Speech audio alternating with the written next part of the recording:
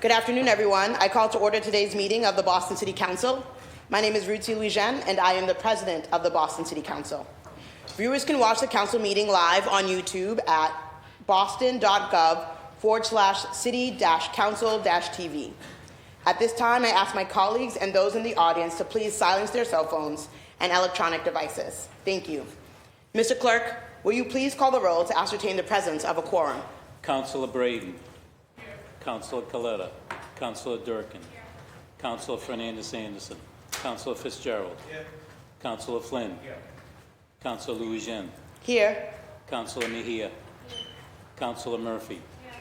Councilor Pepin. Councilor Santana. Councilor Weber. And Councilor Worrell. A quorum is present. Thank you. I've been informed by the clerk that a quorum is present. At this time, I ask for all councilors and guests to please rise for the invocation. After the invocation, please remain standing as we recite the Pledge of Allegiance. It's my pleasure to introduce this week's clergy, Reverend Lynch, invited by Councilor Worrell. Councilor Worrell, would you like to come up to the podium with your guest?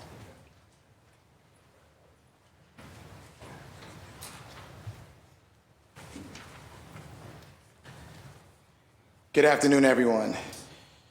Today I have the honor of bringing my pastor to the dais and to the City Council, Pastor Artie Lynch, who is a charismatic, knowledgeable, and progressive thought leader who serves as the senior pastor of my home church, of Faithful Church of Christ. Those that know Artie personally call him a man of passion and purpose. Beyond the pulpit, Artie is a graduate of the Berklee College of Music. As a world-class musician, Artie has toured all across the United States and abroad, spanning from Germany, Israel, and the Caribbean. Artie earned a Master's of Counseling degree from Gordon Conwell Theological Seminary and served the greater Boston area and beyond as a social worker. Artie married his best friend, Jacqueline Ray Lynch, in 2015. They are the proud parents of Artie II and Aiden Joshua and Brandon Alexander. I would now like to bring to you guys Pastor Artie Lynch. Good afternoon, everyone. Certainly grateful for the opportunity to stand before you on the last day of the first month of 2024. And truly, we're grateful for life and strength. So we're going to go before the Lord in prayer. Heavenly Father, we thank you for this opportunity just to stand here with life. Oh God, blood running warm in our veins. We have the activities of our limbs. We're in our right mind. I pray, Lord, that you will bless us right now.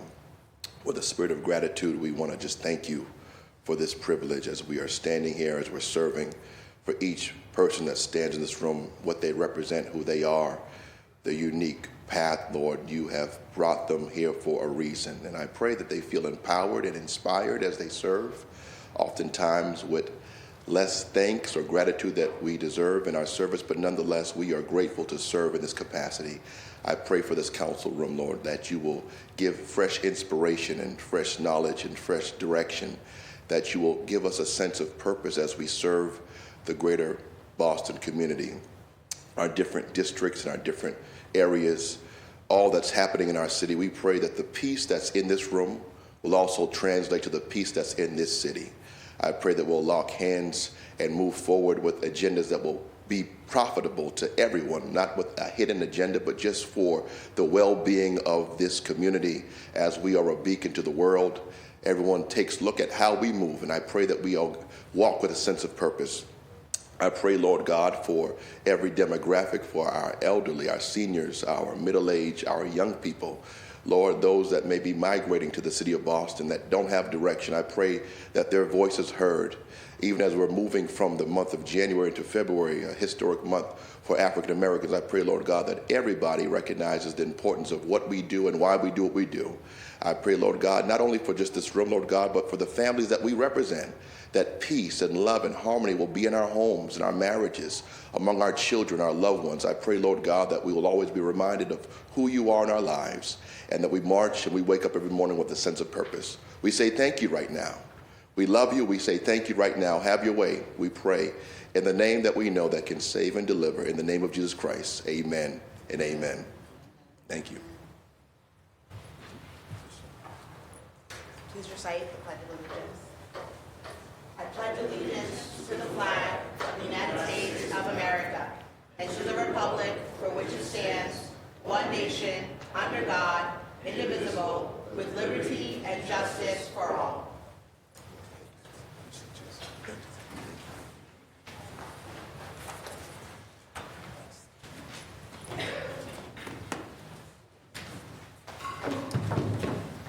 Thank you again, Reverend Lynch, for that prayer and that blessing. We appreciate it. We now have a brief presentation honoring Higher Ed for All. I'll be hosting this presentation. This is Councilor Fernandes Anderson's, but she currently is not here, and so I will be have the honor of presenting this coalition. Affordable, high-quality public higher education is central in promoting economic mobility and fostering inclusivity across diverse socioeconomic backgrounds. By ensuring accessibility and affordability, individuals are empowered to pursue their educational aspirations, unlocking opportunities for personal growth and contribution to our society.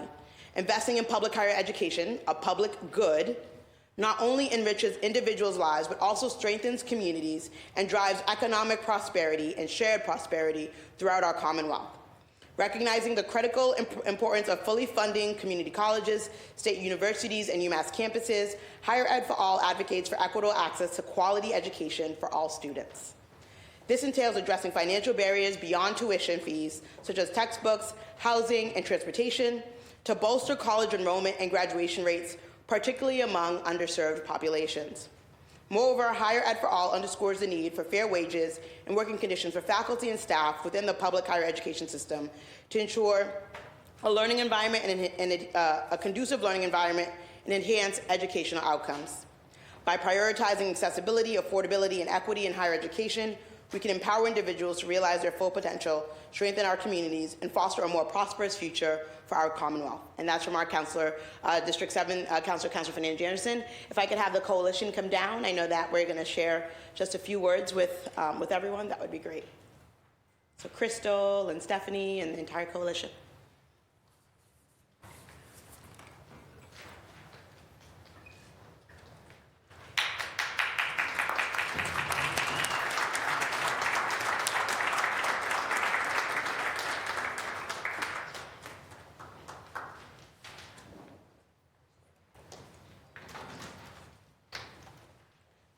So as you come up, just want to say thank you for all the work that you're doing to advocate for access to higher education for all with passage of the Cherish Act, which is on today's agenda. You can come up here. Jonathan, come. Don't be not a stranger. Everyone come up here.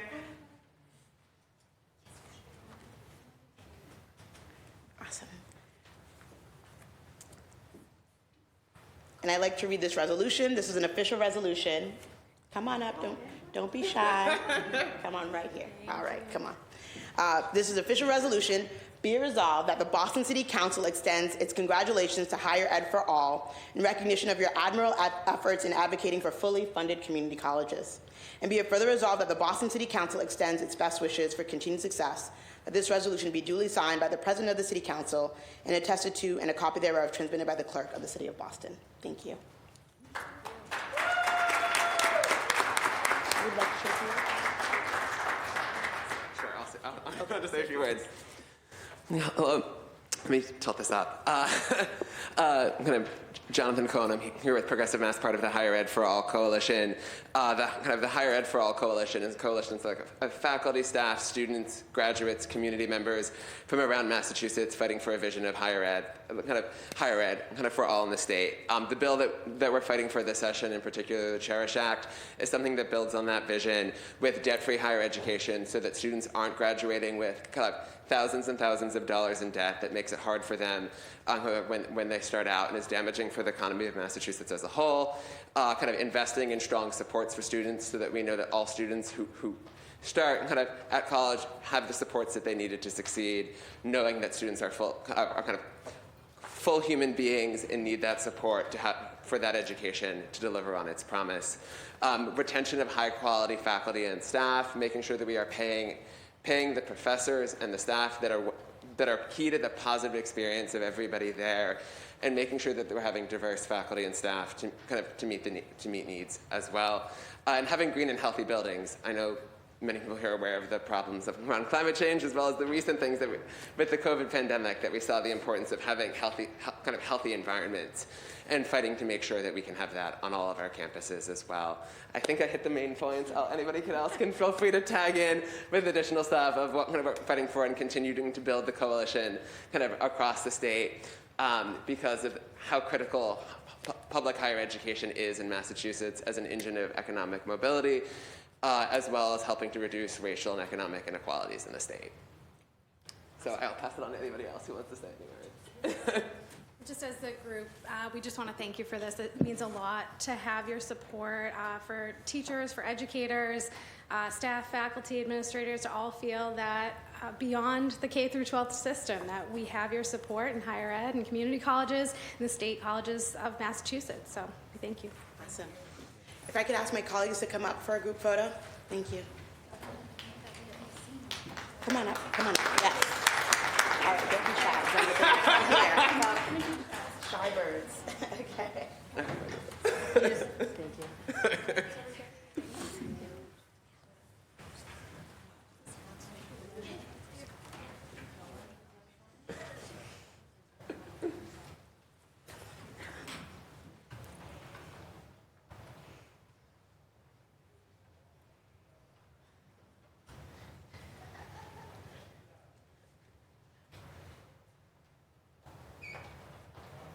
Awesome. Thank you. Thanks, Smiling. everyone. You just Thank can't you. see You it. can't see it. Thank you.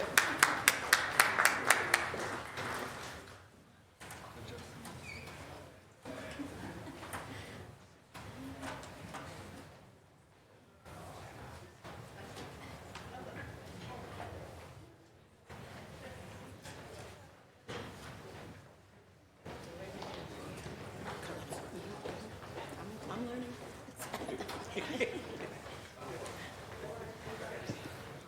Mr. Clerk, would we please amend the attendance to reflect that Councilor Coletta has joined us and is now present?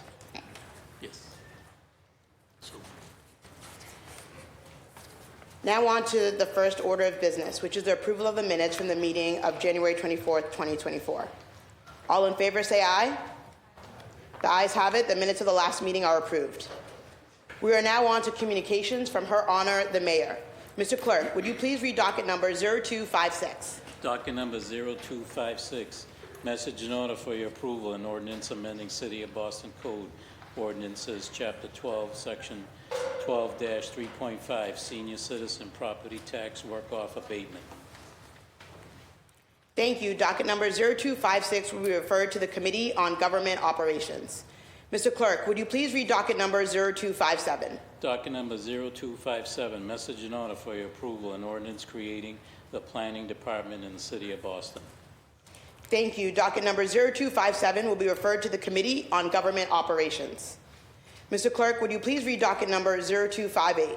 Docket number 0258, message in order for your approval authorizing the City of Boston to submit to the Massachusetts School Building Authority statements of interest for their accelerated repair program for the following schools: Kenny Elementary School, O'Donnell Elementary School, Adams Elementary School, Chittick Elementary School, Everett Elementary School, Gardner Pilot Academy, Linden Elementary School, and Murphy K-8 School. Thank you. Docket number 0258 will be referred to the Committee on Ways and Means. We are now on to petitions, memorials, and remonstrances.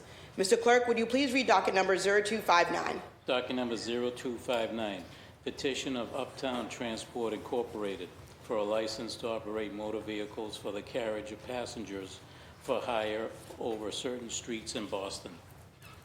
Thank you. Docket number 0259 will be referred to the Committee on Planning, Development, and Transportation. We are now on to reports of public officers and others. Mr. Clerk, please read dockets number 0260 to 0261. Docket number 0260, notice was received from the mayor of the appointment of Woodrow Hartzog as a member of the Surveillance Oversight Advisory Board, effective immediately. And docket number 0261, Notice was received from the mayor, the reappointment of Gary Saunders as a trustee of the Boston Groundwater Trust for a term expiring January 22nd, 2026. Thank you. Dockets number 0260 to 0261 will be placed on file. We are now moving on to motions, orders, and resolutions. Mr. Clerk, would you please read docket number 0262? Docket number 0262, Councilor Flynn offered the following: ordinance establishing the Office of Pest Control in the City of Boston. Thank you. The chair recognizes Councilor Flynn. Councilor Flynn, you now have the floor. Thank you, Madam Chair. Last year, I filed a hearing order on the creation of an office dedicated to pest control. We heard from neighbors and city officials about the challenges that they face when dealing with pest control-related issues. I have heard from my constituents who are supportive of an Office of Pest Control. As you know, pest control is critical to our residents' quality of life, as rats and rodents are not only a nuisance, but they also impact public health, the safety of our neighborhoods, the maintenance of our properties. Currently, pest control is cross-departmental effort in the city of Boston, and they do excellent work with inspectional services, public works, Boston Water and Sewer, the Parks Department. Each department is playing a critical role. We have 14 inspectors covering the city. But having a dedicated city department on pest control would allow all of us to better focus on the issue, provide a more streamlined and coordinated approach, a process in reducing pests, and coming up with innovative ways in preventing pest-related challenges we face in the city. This ordinance would formally create an Office of Pest Control, and it would act as a central point in dedicated persons in developing and implementing long-term, short-term, integrated pest management plans for individual neighborhoods based on their specific needs. It would coordinate multi-departmental efforts to reduce rat and pest population, develop overall pest control strategies, conduct research to residents on rodent-related issues.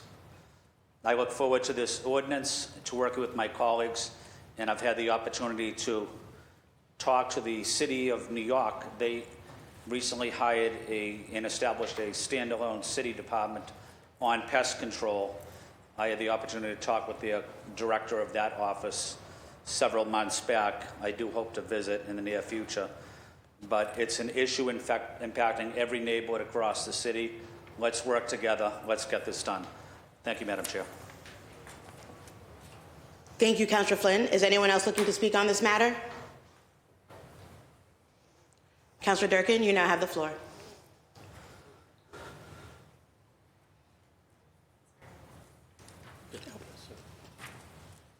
Thank you so much, Councilor Flynn, for your leadership on this.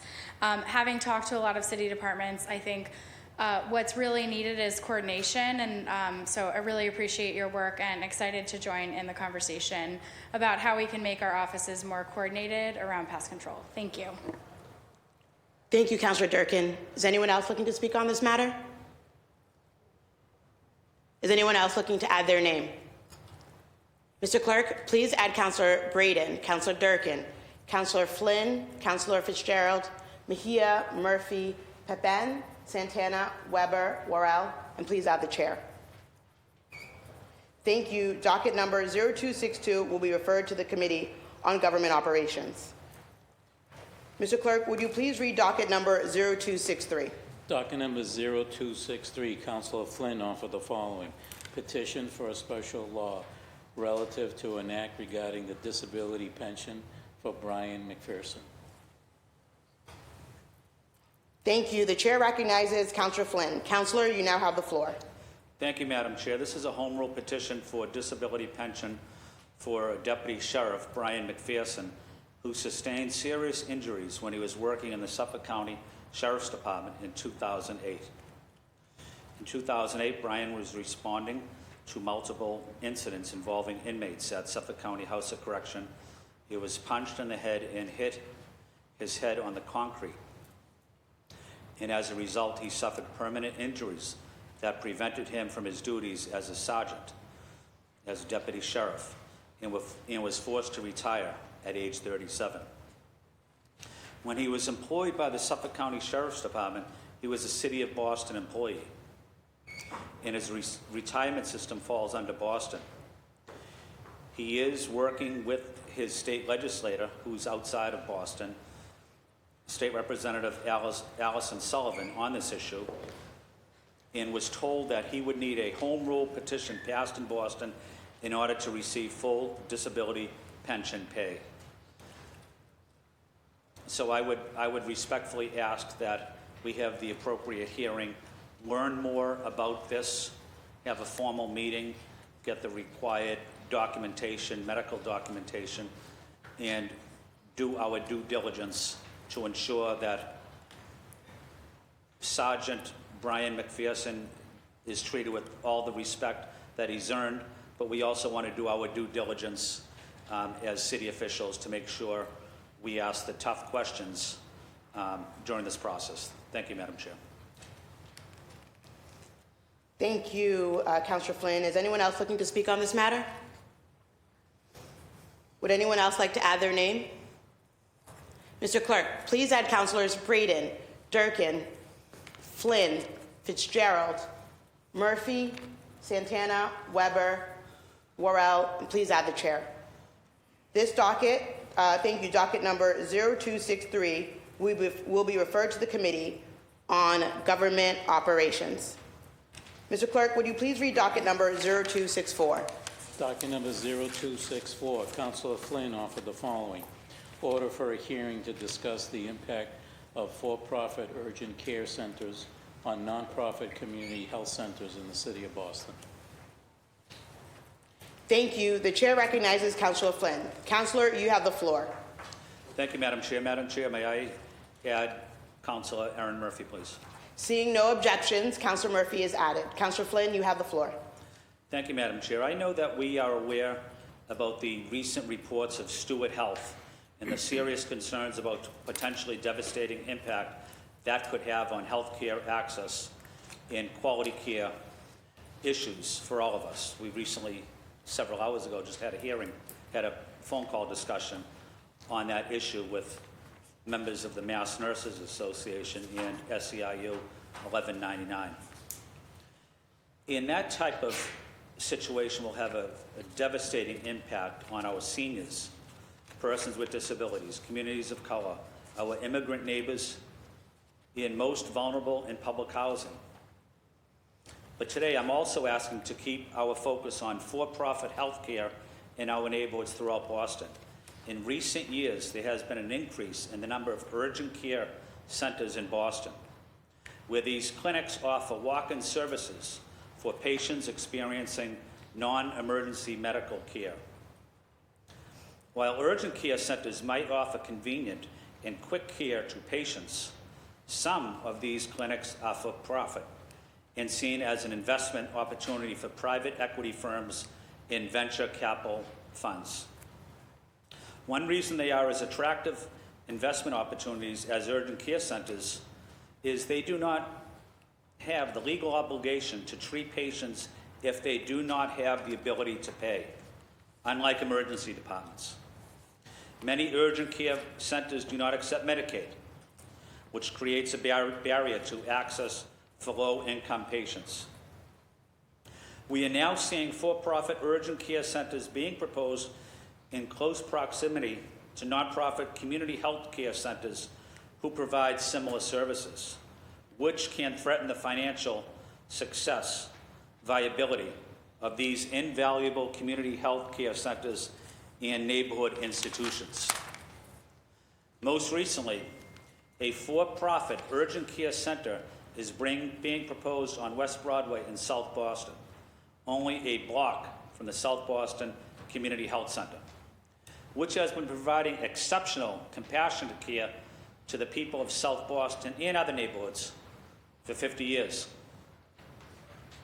They serve 70,000 patients a year, and the patients include our seniors, persons with disabilities, communities of color, immigrant neighbors at our BHA public housing developments at Mary Ellen McCormick, Old Colony, West 9th Street, and the West Broadway development.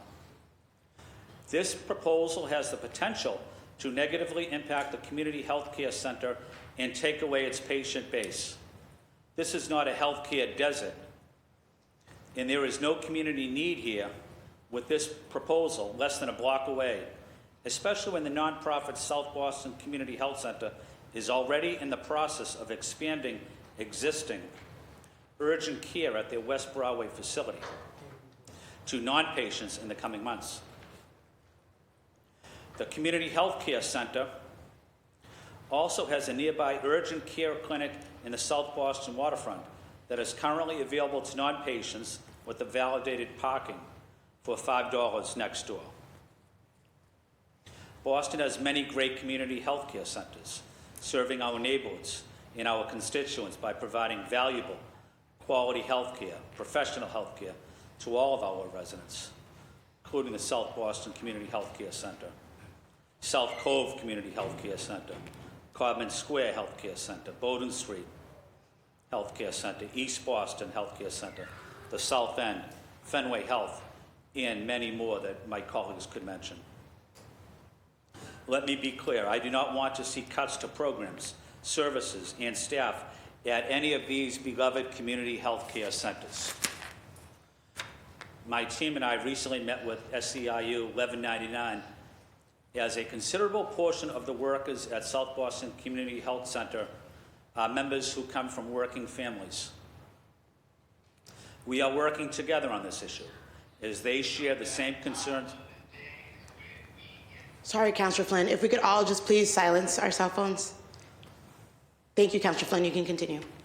We are working together on this issue as they share the concerns of our neighbors and I, that this could lead to cuts in programs, services, and staff while leading to decreased healthcare access and quality, including our most vulnerable. I am calling this hearing to also make my colleagues and the people of Boston aware of this issue. As similar to other development issues, this may be just the first shoe to drop in South Boston, but it could happen in many of the other neighborhoods across the city. There will likely be more for nonprofit urgent care centers being proposed in our city, and some might be next to the individual community health care centers in your neighborhood. We need to understand how this can impact our community health care centers and their quality of care, and how we can improve access with local health care centers and hospitals. Thank you, Madam Chair. Thank you, Councillor Flynn. The chair recognizes Councillor Murphy. Councillor Murphy, you now have the floor. Thank you. Thank you, Councillor Flynn, for calling for this important hearing. I think great minds think alike. Many of the words I prepared to say you have said, but I will continue on. This is happening on West Broadway in South Boston, next to my healthcare center. I've said it before. We've had many hearings in this chamber since I've been here, supporting the health centers and the amazing work they do for our communities across the city. And this project on West Broadway seeks to bring American Family Care Urgent Center to the right next to the South Boston Community Health Center. It is a for-profit company and the largest urgent care business in the country by number of locations. This urgent care location, if it is approved and constructed, will be less than a block away from the health center in South Boston and provide only some of the many services that the health center already provides. The South Boston Community Health Center has been providing essential quality of life, improving healthcare services for over 50 years, guided by the principle that all who seek care are welcome here. And like you referenced already, Councillor Flynn, not all will be able to go, if they can't afford it, to this for-profit center that will take away some of the business for the South Boston. And in that time, this nonprofit with a community-based board of directors has been routinely recognized for its outstanding care of and for its community, receiving multiple awards in patient experience, pediatric primary care, and the best overall clinical performance, demonstrating the needs in of the moment in distributing during COVID over 35,000 vaccines and testing 14,000 people for COVID-19. But the health center doesn't stop at offering excellent top-of-the-line health care, as seen from its long history, patient satisfaction, and outcome awards in its partnership with some of the world's best hospitals, BMC, Mass General, and Tufts Medical Center. The health center also takes the additional steps of not just improving health care, but on moving towards overall health and wellness in its work through the South Boston Community Food Pantry, something I know you've been a strong advocate for here, making sure we can grow that. One thing we all found out when the healthcare centers stepped up and provided food during the pandemic is once the pandemic ended, it was a need that didn't go away, and they continue to provide food for our neighbors there in South Boston.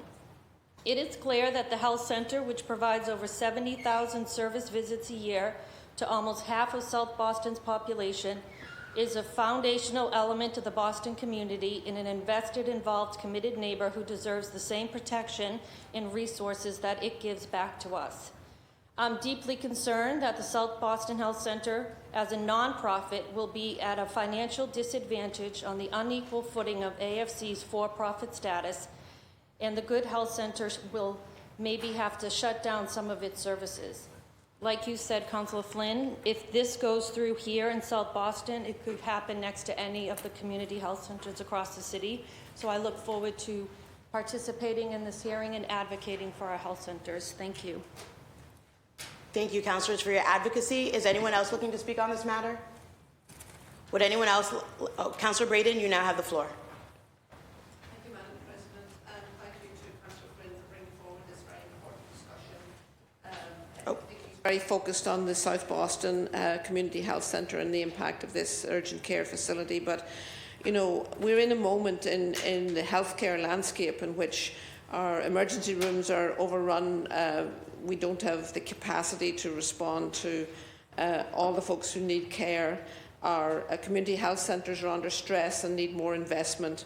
And, you know, when we do need urgent care after hours, the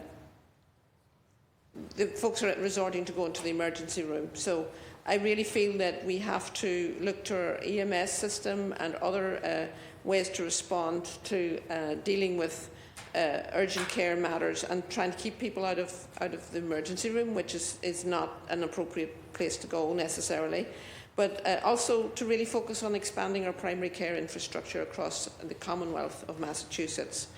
Urgent care, we saw a Globe article on January 25th about CVS's expansion into this space of providing urgent care. There's lots of skepticism about whether they can actually deliver because of staffing challenges.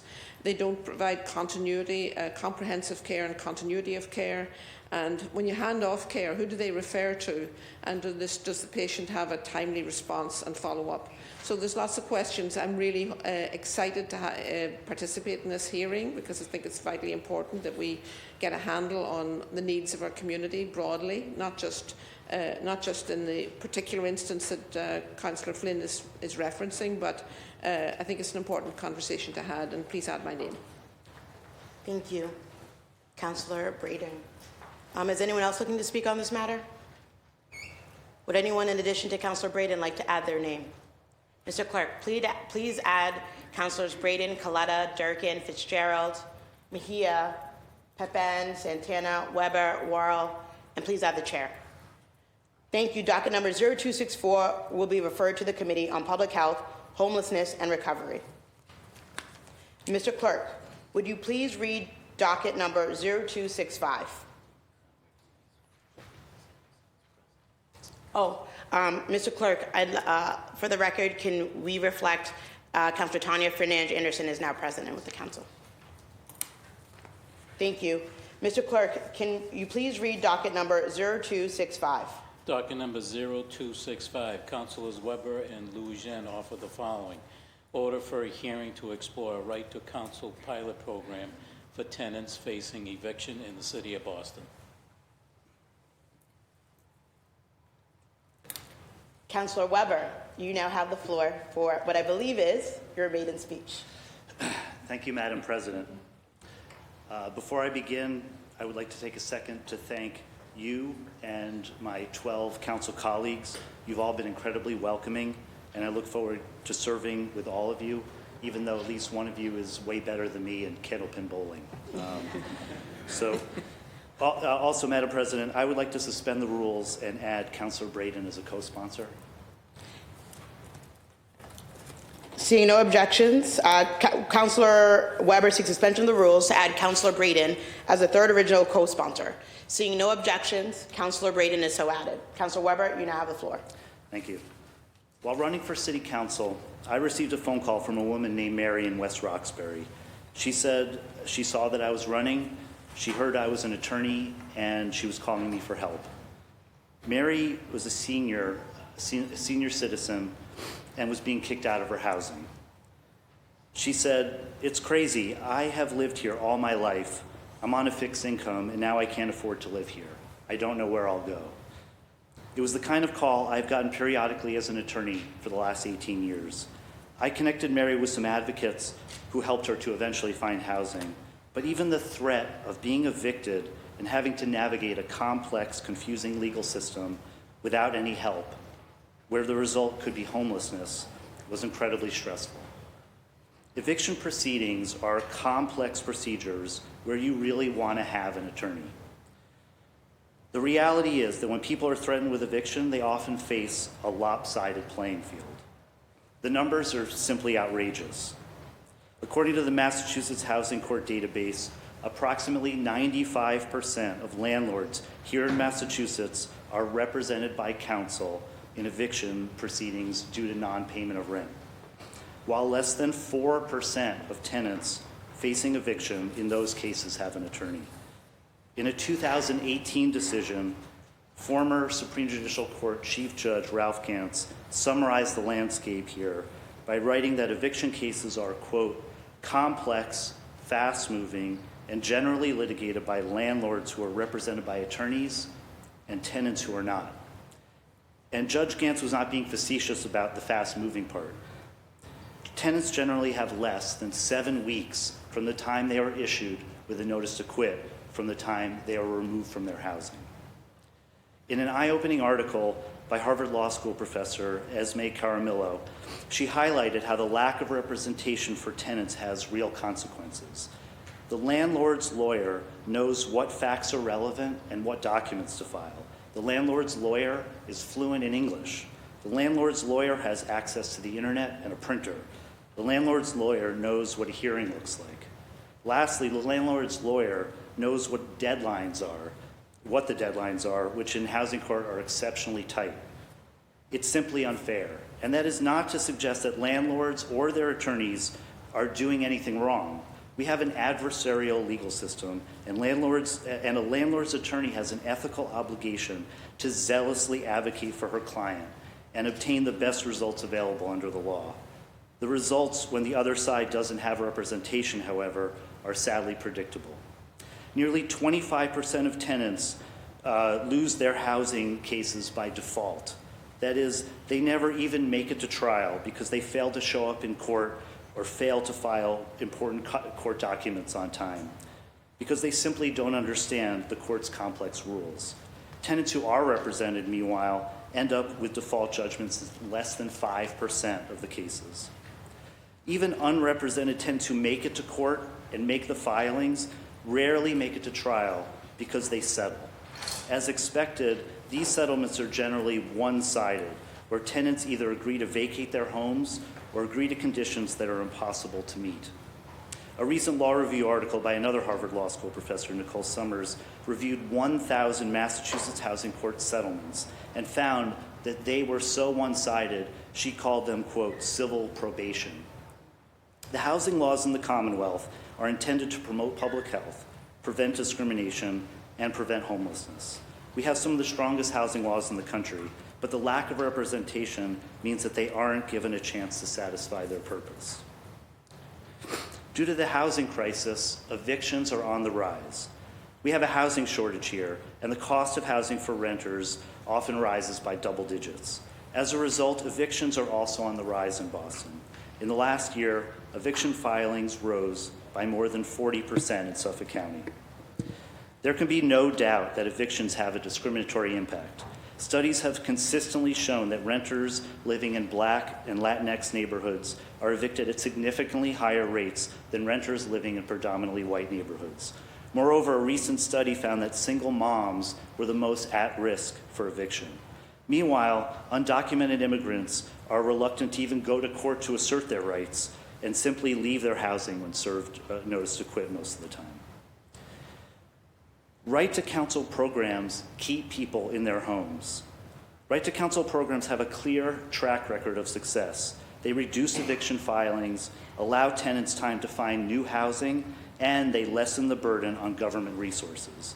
During the COVID-19 pandemic, the Commonwealth stepped up and funded the COVID Eviction Legal Help Project, which, among other things, provided legal representation to tenants in housing court. The program kept 70% of represented tenants in their homes and gave another 20% of tenants more time to find a place to live, a 90% success rate for people with representation. Cities, including New York and Cleveland, and the states of Connecticut and Washington, have boosted access to counsel for tenants who end up in housing court with similar results. Moreover, an important part of a right to counsel program here in Boston would provide representation to protect the rights of small landlords. Providing them with counsel would also make sure our owner-occupier landlords are able to navigate the system and stay on the right side of the law. And that is a vital point. An access to counsel program does not create new rights for either landlords or tenants. It simply seeks to make sure that their already existing rights are protected. And as other cities and states have already found, doing this will actually save money. Evictions have a cascading effect on families and the community, leading to the use of extensive public resources, from entering shelters to relying on mental health supports. But by keeping more tenants in their homes when evictions do take place, it creates fair terms for tenants, and we save taxpayer dollars. When the Boston Bar Association evaluated a right to counsel program in 2020, they conservatively estimated that for every $1 spent on providing an attorney, it would save taxpayers $2.40 in public resources that would have otherwise been spent on shelter services. And this number does not even include savings on other services such as mental health supports. Connecticut, meanwhile, estimated that its access to counsel program saved the state $6 million in 2022. Let's keep people housed and preserve public resources. I represented farm workers as an attorney at Texas Rio Grande Legal Aid and represented workers across the country with both the Attorney General's office and Licton and Liz Reardon. And I saw firsthand how powerful it was for workers to learn that they had rights and that there were people willing to help them enforce those rights. We can do the same for seniors like Mary in West Roxbury. We will be joining a growing chorus.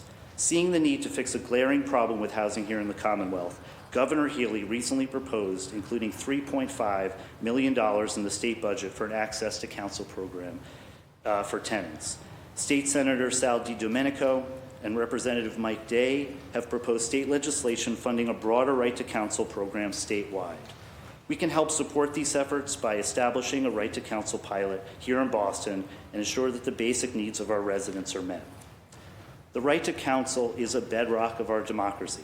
The Supreme Court recognized the fundamental right to counsel in criminal proceedings in 1963 in Gideon versus Wainwright.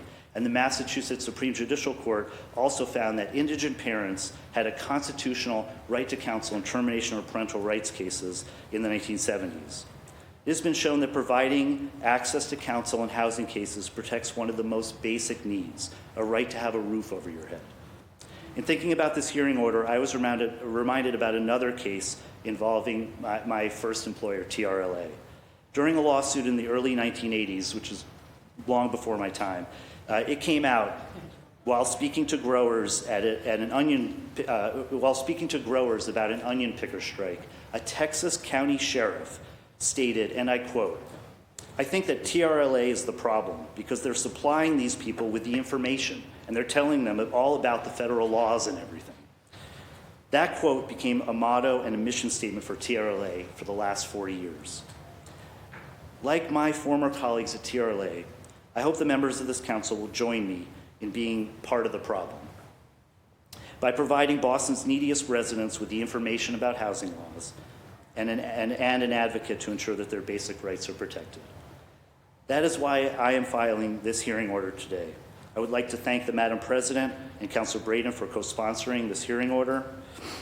I would also like to thank Deputy Director Danielle Johnson from the Office of Housing Stability, who is already doing incredible work on this issue, along with Greater Boston Legal Services and Harvard Legal Aid for already working in this space.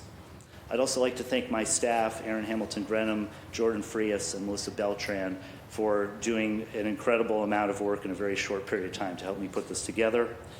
I look forward to working with my colleagues and the administration. Thank you, Madam President.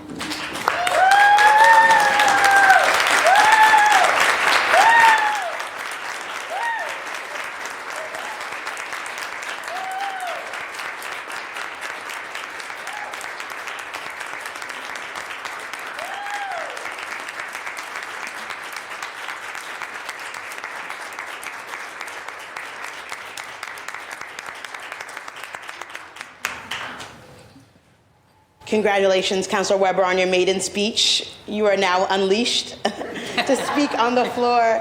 And I thought that was a fantastic maiden speech.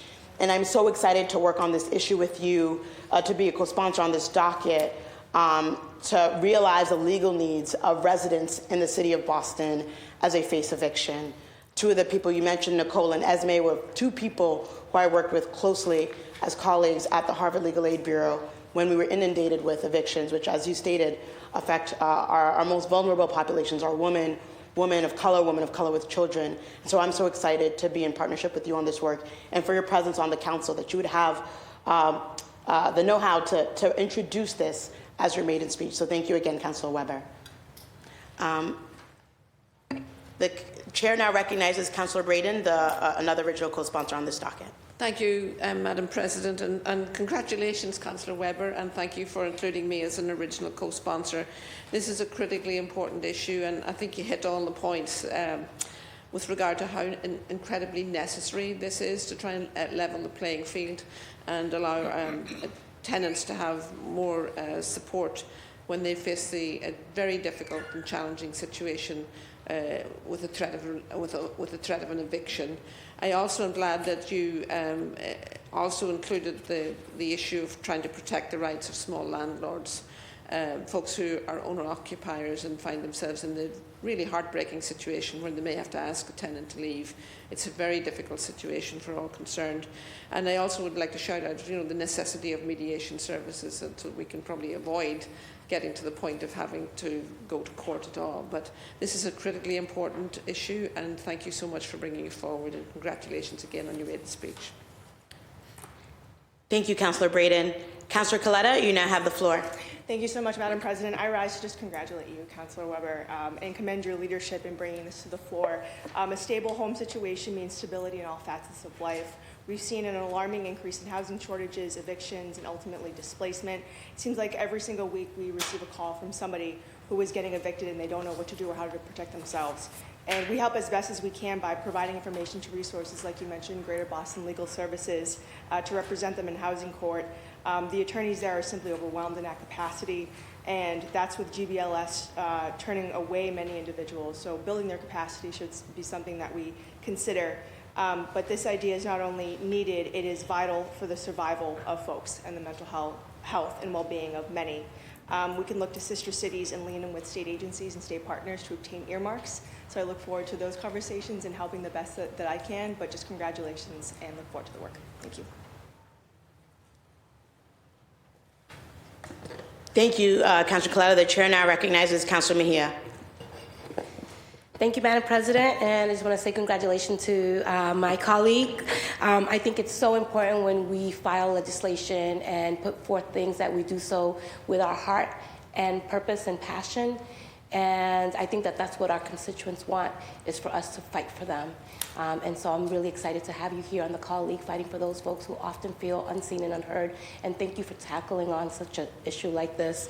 Having worked with women who were transitioning out of welfare back in the day, I remember having to go to court, and I felt like Erin Brockovich, because I didn't understand the first thing about supporting them, but it was incredibly frustrating to be ping-ponged from space to space trying to advocate for folks who didn't have representation.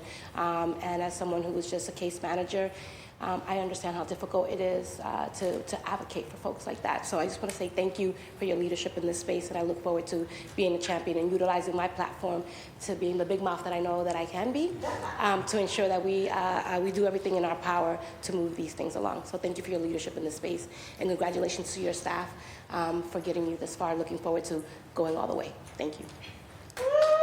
Thank you. Councilor Durkin, you now have the floor. Thank you so much, Council President Louis-Jean, and thank you so much, Councilor Weber, for your leadership here. I thought it was beautiful that you uplifted your new constituent, Mary's issue. Then I think the best legislation that we can come up with is really one that comes to us because someone reached out with a problem. So thank you so much, and it's an honor to see two lawyers partnering together on this, and to have that leadership as well on the council. So excited, and thank you so much for everything, and can't wait to partner with you in the future. And it was an honor to share in something our last meeting, and it's just an incredible thing to have another lawyer on the council. So thank you. Some of us want to be lawyers, but only two are. So thank you. Thank you, Councilor Durkin. 3 years of law school, hard years. Councilor Ravel, you now have the floor. Thank you, Madam President, and congratulations, Council Weber, on your maiden speech. And I'm going to have to get you on a bowling alley to see if you can be two. But yeah, thank you for just putting people first, leading with your passion, and it's just trying to level the playing field. As a real estate professional, I see firsthand how those playing fields are not leveled, and I think a coordinated effort is much needed here in the city of Boston to help our tenants. 3/4 of our population are tenants, so you're speaking for the people when you're leading with this policy. So thank you for this, bringing forward this, and looking forward to working with you on the council. Thank you, Councilor Ravel. The chair recognizes Councilor Fernandez Anderson. Thank you, Madam President. And every time I say that, I feel like I'm going to say, she's the queen to be. Thank you, Councilor Fernandez Anderson. You now have the floor. It's beautiful to see you there. Councilor Weber, I am thoroughly impressed. Thank you so very much for being so thorough and so sincere and genuine. Over the last couple of weeks or so, we've connected and look forward to communicating some more, right? And working together. But what I got from you is just a sense of patience and truly compassion and interest in the work. So I look forward to that. And congratulations on your maiden speech. You're official, and I look forward to more. Thank you. And Madam President, are we doing a picture with his family or folks that are here? Do you have folks here? Yes. Thank you, Councilor Fernandez Anderson. Councilor Weber, would you like to take a photo with your family and loved ones who are here for your maiden speech? Awesome. Okay.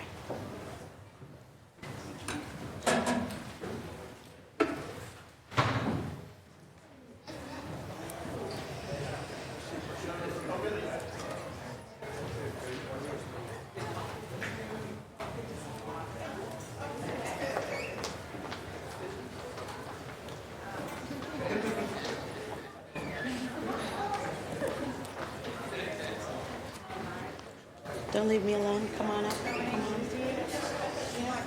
Yeah. Oh, sure. Councilor Weber, do you and your wife want to come up? Yeah. Come on. No, come on.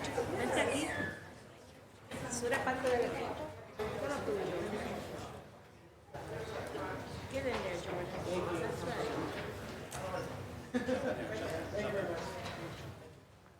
Are you a staff here? We got you?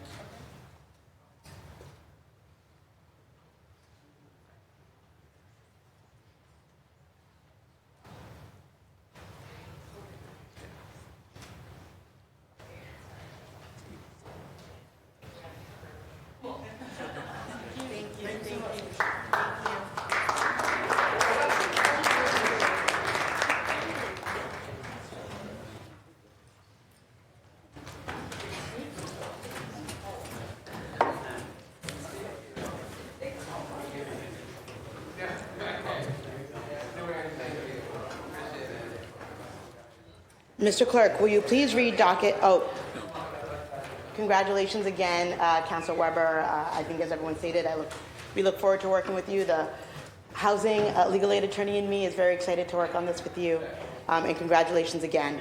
Would anyone like to add their name? Mr. Clerk, please add Councilors Coletta, Durkin, Fernandes Anderson, Fitzgerald, Flynn, Mejia, Pepin, Santana, Weber, Worrell, Murphy, and please add the chair.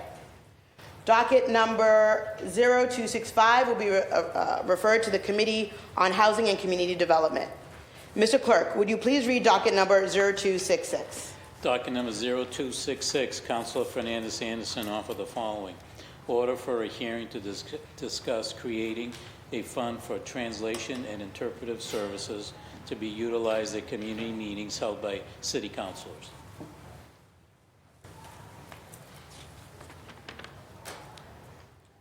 Thank you, Mr. Clerk. The chair recognizes Councilor Fernandes Anderson. Councilor, you have the floor.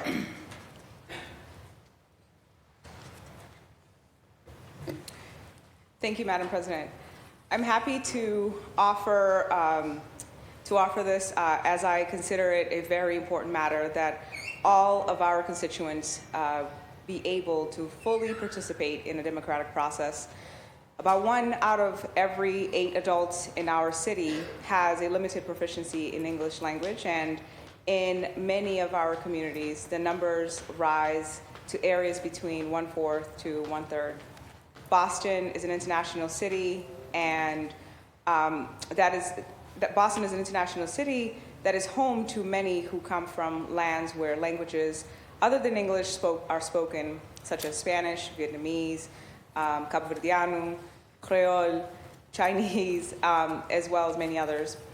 Many members of these communities often speak English, but it is in their native tongue that many remain most proficient at. Such folks are integral members of our community, working hard, raising children, buying and rent homes, and more.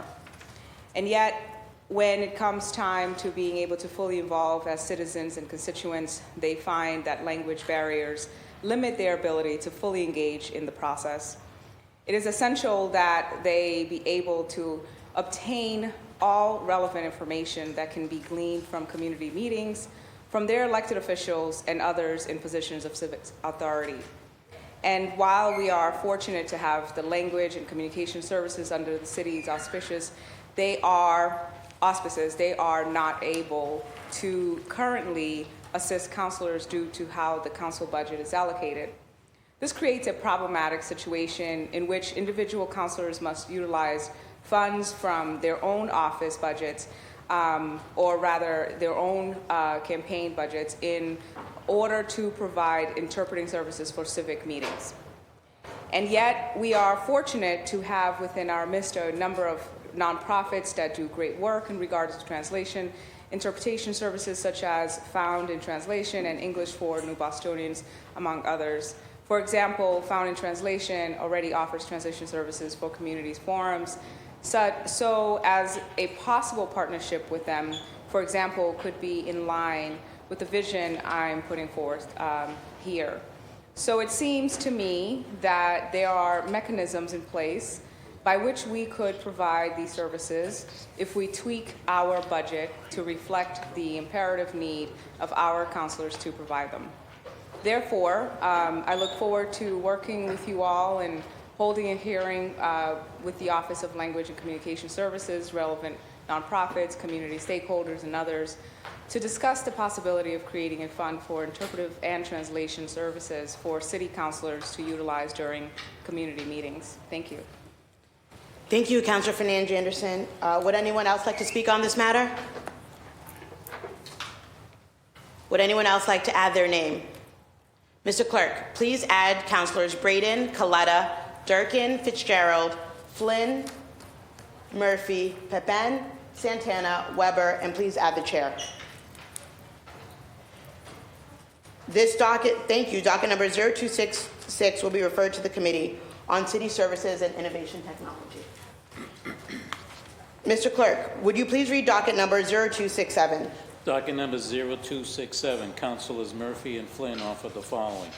Order for a hearing to address the plans underway to do facilities work this summer at several of our buildings that may impact the services we provide for our children, families, and seniors.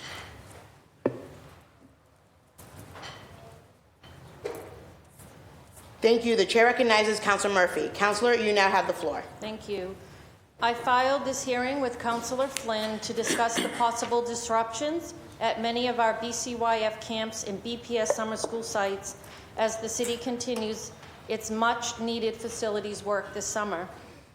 As many of you know, BCYF serves thousands of families with a wide range of programming and summer camps for our youth and employs hundreds of city kids each summer. Many of our community centers are located close to BHA housing developments and serve our most vulnerable children. Boston Public Schools utilizes many of these school buildings for summer school, Camp Joy, and the Extended School Year program, which is a 5-week summer program for our students with disabilities. Councilor Flynn and I, both parents, know firsthand how stressful it is to coordinate safe, enriching, fun plans for our children each summer. And parents know that you start this in the fall, maybe January. You feel like you're late if you haven't already secured and know exactly where and at what times your children will be during the summer months. It's our priority to bring all stakeholders together to make sure we are communicating between city departments and including those communities that will be most negatively impacted. Closing any one of our BCYF community centers or summer school sites can have a major impact on our families. So we look forward to holding this hearing to discuss these possible closures and be prepared with alternative plans to support our residents. Many of you who were here last year know that I filed this hearing last year with Councilor Baker. Many of the employees at these centers, teachers at BPS who teach summer school, and families were grateful that we were lifting their voices. So I'm looking forward to having this hearing again. Like we said at that hearing then, I'm very grateful that a lot of this HVAC work and other upgrades to our buildings are much needed. So we don't want to get in the way of fixing our buildings, but we want to make sure that our families who partake in any summer programming for their children or seniors also that use these community centers that will be shut down, that transportation and other necessary city services are put into place well in advance so everyone is prepared. So thank you. Thank you, Councilor Murphy. Councilor Flynn, would you like to, Councilor Flynn, okay. Would anyone else like to speak on this matter? Would anyone else like to add their name? Mr. Clerk, please add Councilors Braden, Coletta, Durkin, Fernandez Anderson, Fitzgerald, Pepin, Santana, Weber, and please add the chair.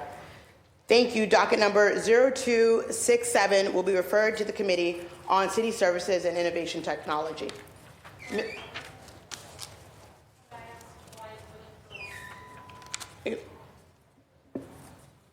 Could I ask about the committee placement? Sure. Well, the Committee on Strong Women, Families, and Communities it concerns itself with stabilizing communities and shall work with, as you know, other related issues for youth, adults, families, ensuring their needs are met, delivering human services and programming for our youth, family, and seniors. Yes, Councilor Murphy, I thought about that committee as well. This, when we're talking about city facilities, that to me, and we're talking about city services, that to me strikes in the Committee of City Services, Innovation Technology. However, the facilities I know that you share the strong woman, and I'm happy to place it in that. No, it's fine. I was just saying the facilities, we know the work is being done. Last year we wanted to hear because we weren't sure yet, but now that we know that work's being done, I think it's coordinating with the departments that are delivering the social services. I'm fine placing in that committee, especially because we've placed a lot in the City Services Committee, and I know that you chair the Strong Women and Families Committee. Happy to place it in that committee, Councilor Murphy. Thank you. Okay, we are now moving on to, Mr. Clerk, if you could place docket number 0267 in Strong Women, Communities, and Families. Thank you. We are now moving on to docket number 0268. Mr. Clerk, can you please read docket number 0268? Docket number 0268. Councilor Worrell offered the following. Order for a hearing to discuss Boston Public Schools budget for fiscal year 2025.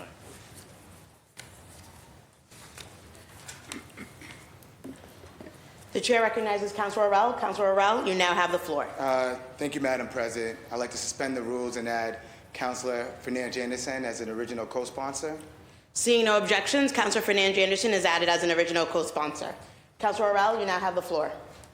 Thank you, Madam President. I'm proud to offer my first order as Ways and Means Chair, and it's an extremely important one because it affects our students. As each day passes, we are faced with pressing challenges that affect the educational experiences of our students, and we must take action to address these concerns.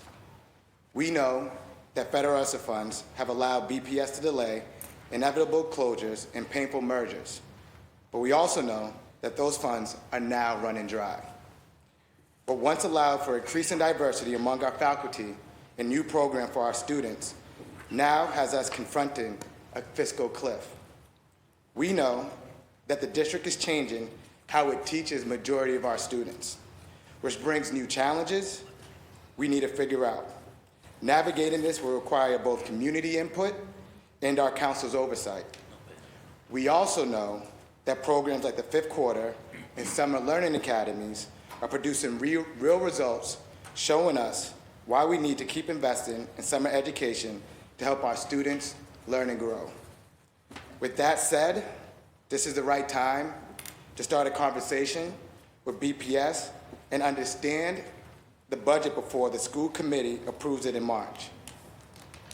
So the school committee will be approving the BPS budget in March, so this is just giving us, as counselors, an opportunity to collaborate with the administration to help influence and bring our constituent voices to the table. My office has started working with BPS and Superintendent Skipper to ensure that this council can exercise oversight duties and open pathways for advocacy.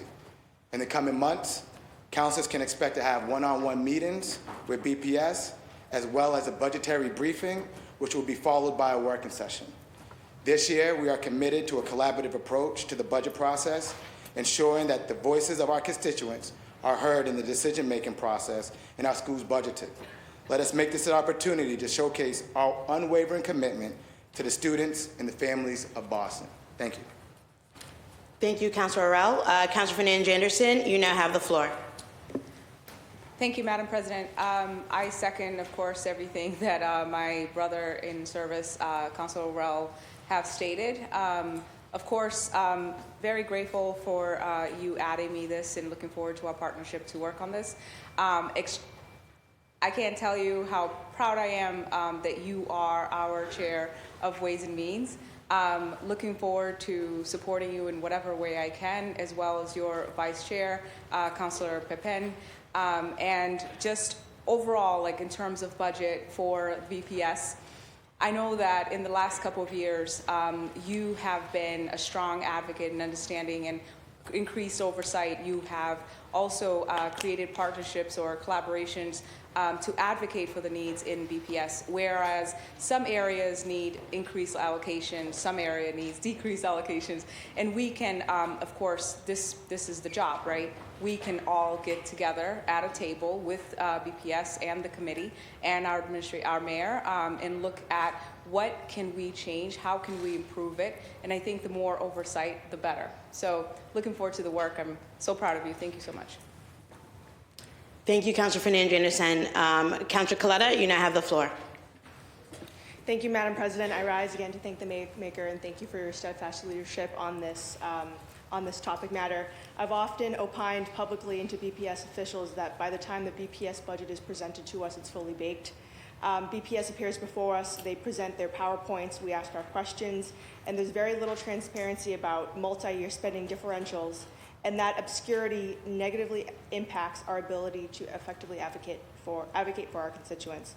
After these budget hearings, there's usually very little change, and we have little leverage to embed meaningful changes through the budget process. It's extremely frustrating and ends with a simple yes or no vote. And this was a point of contention when we tried to amend the city charter to have better say over our budgetary authority. It was eventually taken out of that proposal, and now we have, of course, the ability to amend line items just in the operating budget.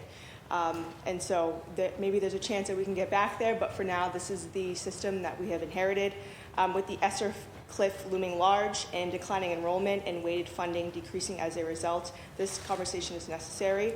And having a conversation with BPS before this budget gets to us in the school committee, I think will be very productive. So I want to thank you for bringing this forth. Thank you. Thank you, Councilor Coletta. Is anyone else looking to speak on this matter? Councilor Mejia, you now have the floor. And thank you to my colleague.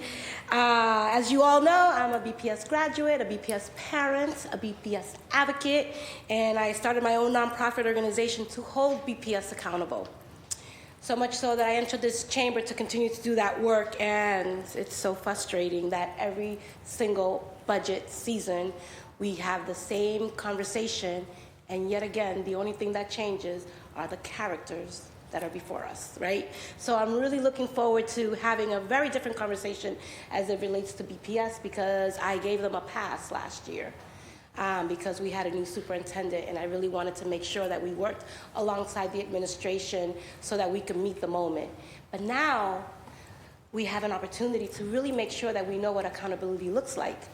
And that we bring the voices of the people into this chamber so that we can actually really fight for people the way that we've been elected to do so. So really looking forward to doing that alongside you in your leadership in this round, because I believe that this is what this moment is asking for, is for us to really hold BPS to the fire as it relates to the dollars that we have been spending, and that we need to see a return on that investment, because I believe we can't keep doing business as usual and expect different results, because otherwise people are just going to feel like we're just more blah, blah, blah. So really looking forward to your leadership under this space, and congratulations to Councilor Santana, who's going to be overseeing BPS. I think that we have an amazing opportunity to really change the conversation and really finally give people what they've been literally dying for. So looking forward to being a big voice in that space. Thank you. Thank you, Councilor Mejia. The chair recognizes Councilor Murphy. Oh, sorry. Sorry. Oh, sorry. Thank you, Councilor Worrell. Looking forward to it. I've often said that 1 or 2 meetings for a $1.4 billion budget that BPS has is not enough. And you've already said, and my colleagues who have been through it before, that the slideshows that we already know don't give us the answers that we need. We have an interim CFO, right? Nate Kuda has left, so we don't have the CFO that has been there for a long time and really understands the questions we're going to ask. So I'm looking forward to these hearings before the actual budget season kicks in. As many of you know, as a teacher, a parent, a BPS, a student myself, and I voted against the BPS budget the last 2 times. The only one last year, because one of the biggest reasons is they continue to not invest, their lack of investment in the athletics, arts, before and after school programming, but also asking the questions that you're going to be asking in this hearing, so looking forward to it, fearful about these ESSER funds that we all know are going to dry up. What is going to happen?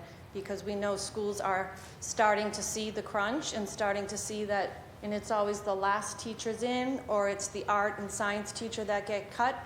So making sure that these conversations are had early so that when the budget season does come, we can really advocate for funds directly, line item where we need them. So thank you for your leadership in this.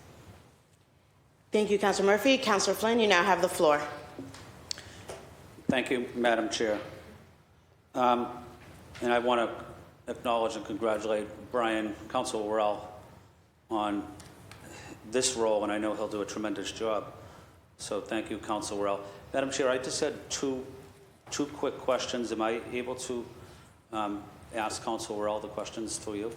Through me, yes. When we vote on the City Council budget as it relates to the public education, the first time, and if it doesn't pass, do we have the ability to go back several weeks later to vote on it a second time as in the past? And again, I've always voted in favor of the public education budget, but just as a point of parliamentary related issues, if we vote no, does that mean we have 2 to 3 weeks to come back again and reconsider it?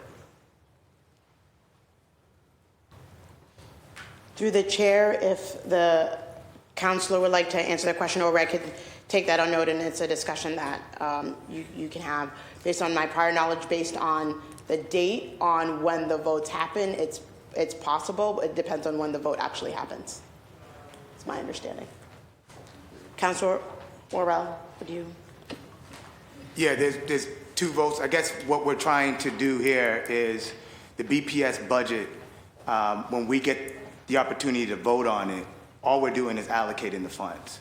So it's already passed through their governing board, the school committee.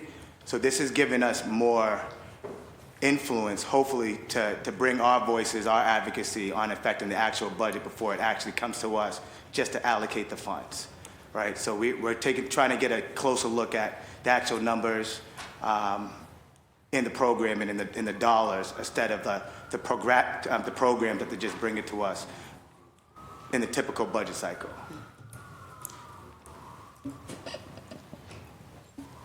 But yes, we do have two votes on the budget. It's two votes on the capital, and it's one vote on BPS. On BPS. But I think it depends on how it's voted on. You could potentially bring it up for an additional vote. Yeah, Madam Chair, I just wanted to highlight, again, I'm not recommending this, but I've always voted, as I mentioned, in favor of the public education budget. But city councilors do have the right or the option to vote no on the public education budget. Then the BPS team would come back again, present their budget, maybe make changes based on what your recommendations are, and then vote on it 2 or 3 weeks later. That was always the process. I don't know if that's still the case. Mr. Clerk, you've seen that before. Yeah.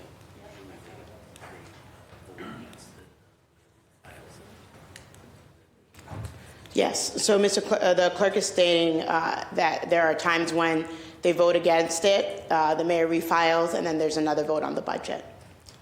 There are times where it's one vote there, but it all depends on the timing based on when we are required to vote on the budget by the end of June.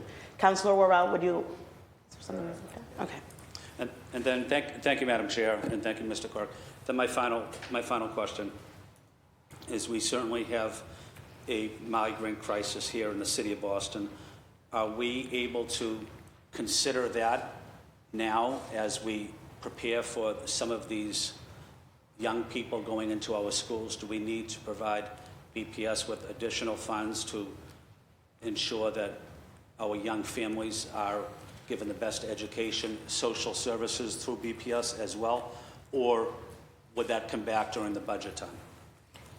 Councilor Worrell, if you would like to address Councilor Flynn's question. Great question. And these are the conversations and questions and investments that we should be asking BPS to see what type of investments are going towards, our children that are newcomers to the city of Boston. So these are the questions that we want to have to see and understand where investments and programs are going towards prior to it being voted on the school committee. So that's a great question for when we're having this working session with BPS. Thank you, Councilor Worrell. Thank you, Councilor Worrell. And also, yes, Councilor Flynn, those are questions that we can ask more of in the working session, in the hearing. I think it's great that we're getting BPS in the door as soon as possible so that we can ask these questions and really take a deeper look at the BPS budget. So thank you to Councilor Worrell for filing this, and I look forward to this hearing with Boston Public Schools as a BPS grad. Myself, I care deeply about our schools and meeting the needs of every single one of them, and the power that we have really is through the budget. So thank you. Would anyone else like to speak on this matter? Councilor Fernandez Anderson, you have the floor. Pleasure. Bless you.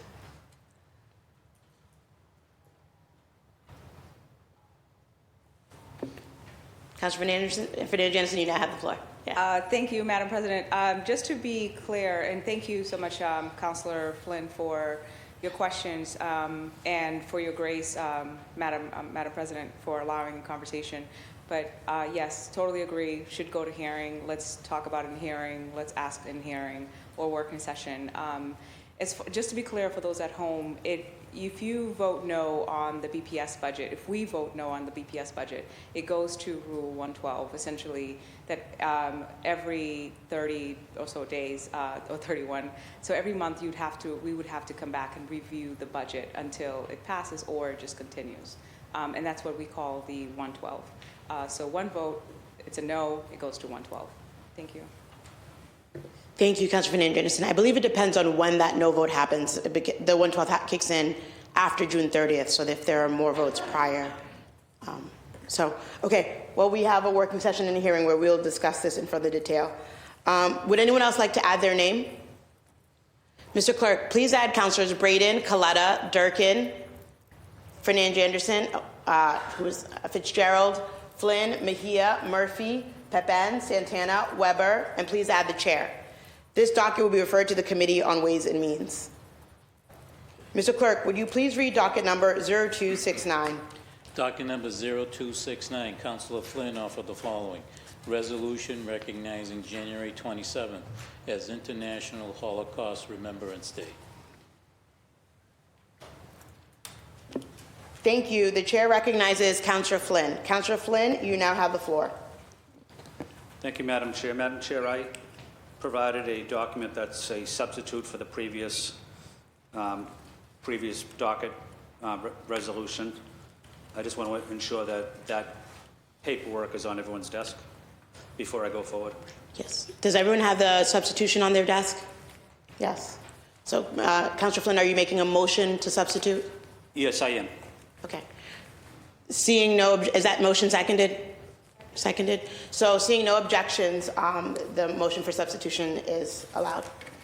Councilor Flynn, you now have the floor. Thank you, Madam Chair. On January 27th, 2024 was International Holocaust Remembrance Day.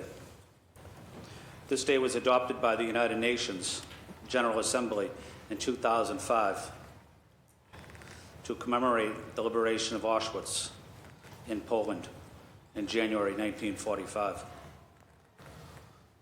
We must reaffirm our commitment and our responsibility as citizens to ensure that these horrific atrocities will never be forgotten, and that the memories of these atrocities will contribute towards the prevention of mass crimes, genocide, and crimes against humanity. I hope we can suspend and pass this resolution today. Thank you, Madam Chair. Thank you, Councilor Flynn. Would anyone else like to speak? The chair recognizes Councilor Weber, now unleashed. You'll regret that. You know, as a Jewish person, I'd like to thank Councilor Flynn for introducing this resolution. You know, as a Jewish kid growing up in the 1980s, this is only 35, 40 years after the Holocaust, and I felt like the scars of that were visible. You know, we had a woman who worked in the cafeteria at my elementary school who would yell at us to be quiet in a thick German accent, and you could see the tattoo on her arm. It was a daily reminder of the atrocities, and you know, as wounds heal, I don't know what our kids you know about this, and it's very important that we make sure that they know what happened during the Holocaust. I'd also just like to point out that Holocaust Remembrance Day is not just limited, and this is in the resolution, not just limited to Jewish people. It's to recognize the millions of other people, you know, who were exterminated, you know, by the Nazis and their collaborators. And so, you know, I just think it's an important thing that we recognize. And again, thank you to the councilor. Thank you, Councilor Weber. Would anyone else like to speak on this matter? I'll just say thank you, and I especially appreciate, Councilor Weber, your personal reflections on this matter. I had the opportunity to visit the Dachau concentration camp right outside of Munich, Germany, and it is something that will forever stay with me for the Jewish people who died in the Holocaust and the political dissidents who were there. May we collectively say, never again. Would anyone else like to add their name? Mr. Clerk, please add Councilors Braden, Coletta, Durkin, Fernandes Anderson, Fitzgerald, Mejia, Murphy, Pepin, Santana, Weber, Worrell. Please add the chair.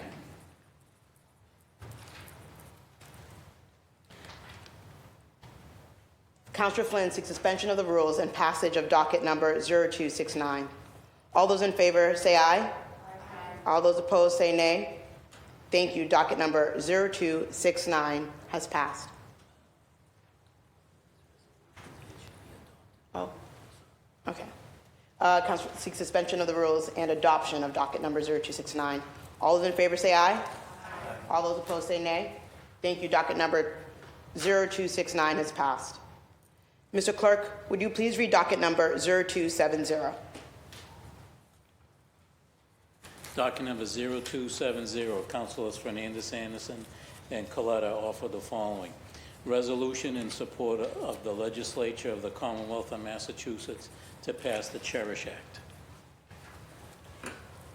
Thank you, Mr. Clerk. The chair recognizes Councilor Fernandes Anderson. Thank you, Madam President. I'd like to suspend Rule 12 and add yourself, Council President Loujain. Seeing no objections, hereby added. Thank you. Thank you again, and to my co-sponsors, and of course to the community leaders here today. And Madam President, thank you so much for, on my behalf, presenting the citation earlier.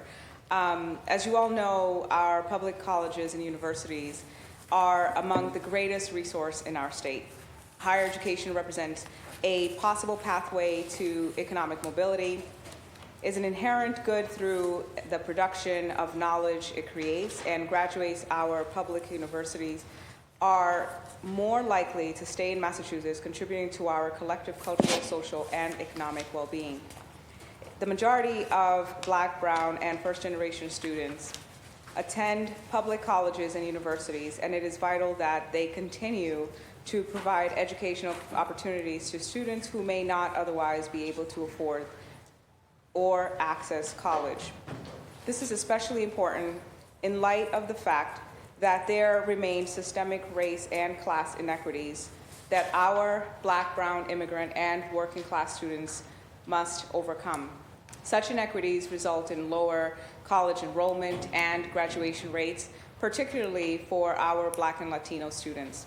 Tens of thousands attend college but are unable to graduate due to economic hardship, family responsibilities, and more, while a whopping 700,000 people in the state have earned some credits but have not graduated from college. The state has additional funds now via the Fair Share Amendment that is already being used toward our public schools and transportation system, and could also be used to assist our working class students receive needed funds to pursue their education. These funds could help our students graduate debt-free so that they don't graduate in a 5 or 6 figure hole before they are even to find a job. The funds from the Cherish Act could also help us properly invest in academic staff, allowing us to pay them the competitive salaries they deserve in order to hire and retain first-rate professors and other professionals in our universities. Now, based on the importance of this proposal, I ask my colleagues to join me and Councilor Coletta and Council President Loujain to suspend and pass this resolution today. Thank you so much, and to bring the Higher Education Act to our state. Thank you. Thank you, Councilor Fernandes Anderson. The chair recognizes Councilor Coletta. Councilor Coletta, the floor is yours. Thank you, Vice Chair, and I want to thank everybody in attendance for their advocacy, namely Higher Ed for All, Massachusetts Teachers Association, and I want to give a shout out to my former local government and policy professor, Caroline Kasha, for contacting me through her capacity as Faculty Staff Union President at UMass Boston.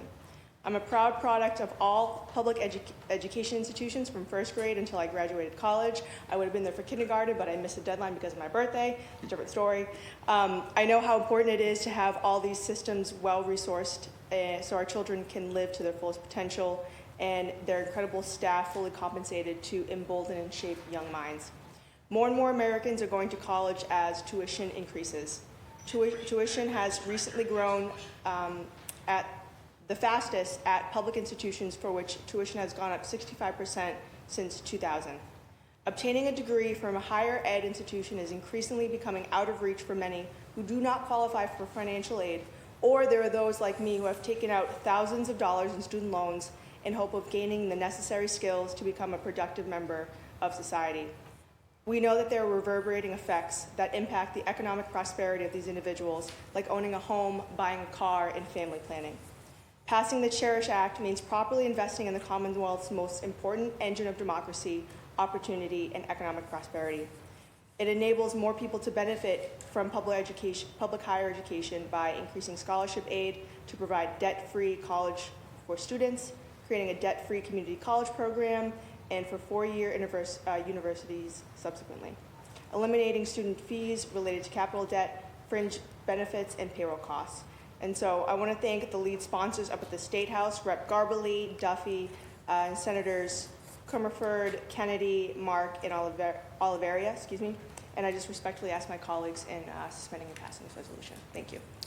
Thank you, Councilor Coletta. Madam President, the floor is yours. Thank you, Mr. Chair. I want to thank my colleagues, Councilor Fernandez-Anderson and Councilor Coletta, for adding me and for their advocacy. I want to thank MTA and Higher Ed for all of your work and for being with us here in Chambers. As highlighted by my colleagues, our public higher education system has faced significant funding cuts over the years, leading to soaring college costs and an alarming increase in student debt. The Cherish Act would be a transformative approach to address these challenges that would restore funding for public higher education to at least the 2001 adjusted for inflation per student levels. This supports the findings of the 2014 Higher Education Finance Commission as a necessary step towards stabilizing and strengthening our education system. Moreover, this would not only ensure an increase in funding, but also a commitment to maintaining these levels, preventing further erosion of our educational infrastructure. In essence, the Cherish Act is not only about funding, it's about upholding our commitment to the future generations, ensuring they have access to affordable, high-quality education. It's a call to action for all of us to support the pillars of our public higher education system. Public education is a public good. It's an economic equalizer, and it helps to make sure that we are allowing families to enter into different classes. It's true for me, and I know that's true for so many people. So I am just happy and thrilled to support the Cherish Act, to support this coalition, Higher Ed for All, as you advocate for access to public education as a public good for all of our students. So thank you, and thanks again to the lead sponsor for adding me. Would anyone else like to speak? Would anyone else like to add their names?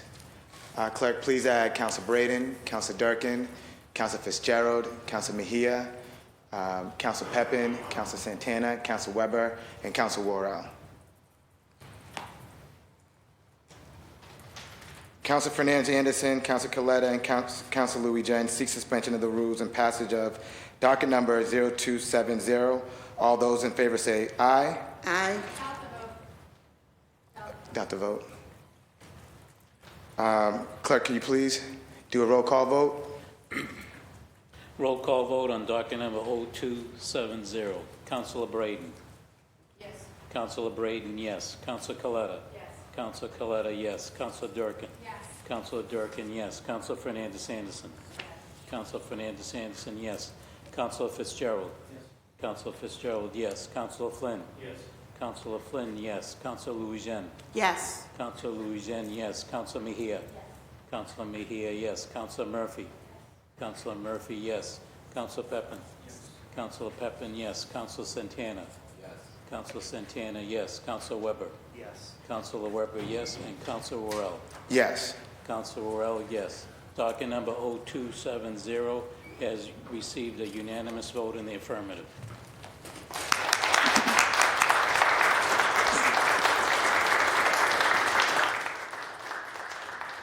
Thank you. Docket number 0270 has passed.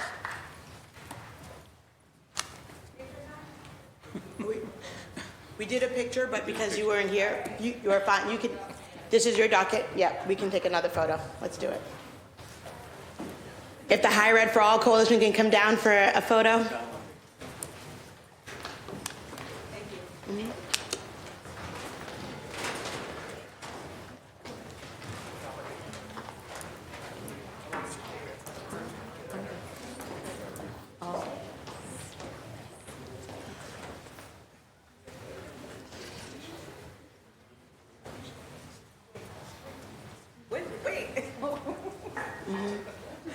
Come on up. Don't be shy. Come on up to the dais.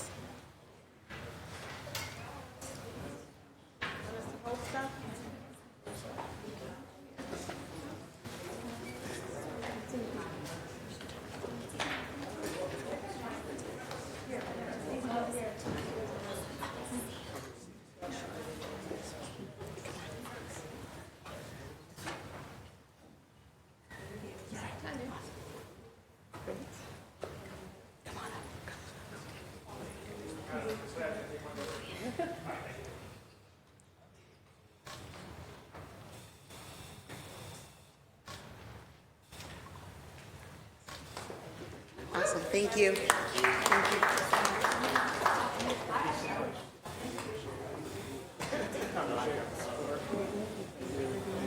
Thank you. I appreciate that so much.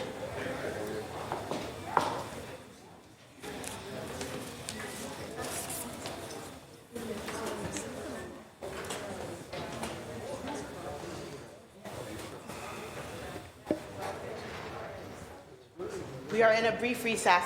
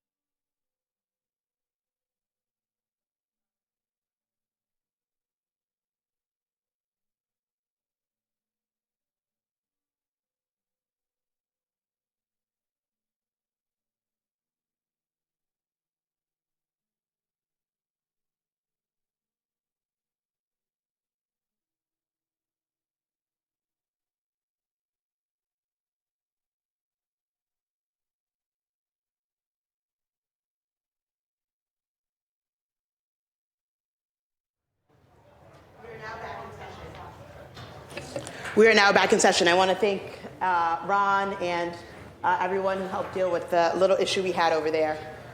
We are now moving on to docket number 0271. Mr. Clerk, would you please read docket number 0271? Resolution in support of the HERO Act.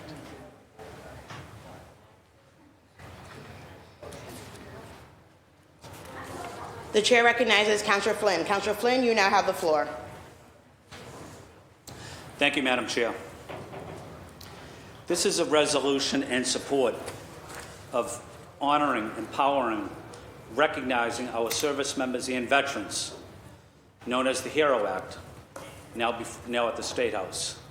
This was filed by Governor Maura Healey, Lieutenant Governor Kim Driscoll, under the leadership of Secretary Santiago.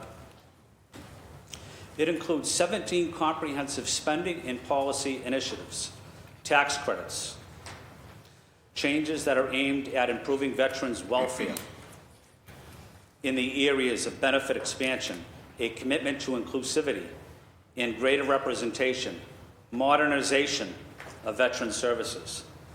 This act includes expansion of behavioral health treatment access for veterans, increase of tax credits for small businesses who hire unemployed or low-income veterans, support for same-sex women veterans through the creation of a pilot program to those who have been denied IVF reimbursements, just to name a few. We also know that there's a veterans suicide crisis impacting this country. Over 20 veterans a day complete suicide. Sorry, my colleagues, Councilor Flynn is speaking, so.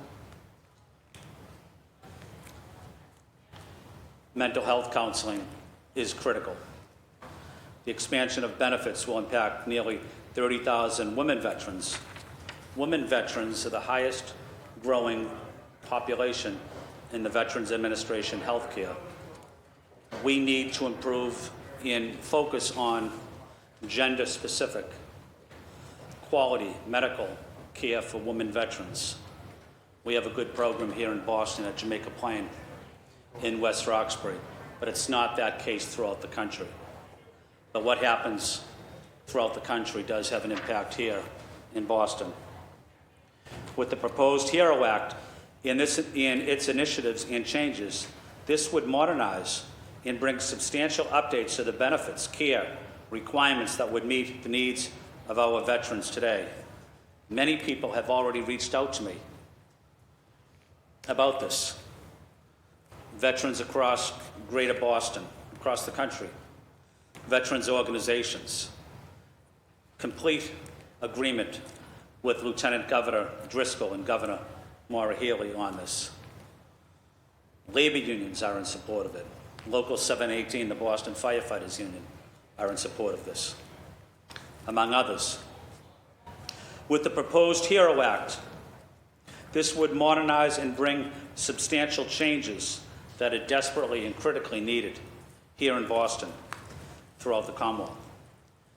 I do hope we can suspend and pass this today so that we can better provide our veterans with the necessary health care, support, and resources. I'm honored to be the chair of the Veterans Committee, and I encourage all of my colleagues, if they want to file a hearing order, please do. I think it's critical that we learn as much as we can about the importance of veterans' benefits, veterans' service. We lost 3 soldiers from the U.S. Army, the U.S. Army Reserve recently. We lost 2 Navy SEALs recently. But I guess my main point here is, during difficult times that we may see here in the city, we may see here in the state, in the country, people will look to see where we can cut services, cut programs. And it's usually the groups that have the least amount of political influence, whether it's persons with disabilities, people in public housing, or disabled veterans.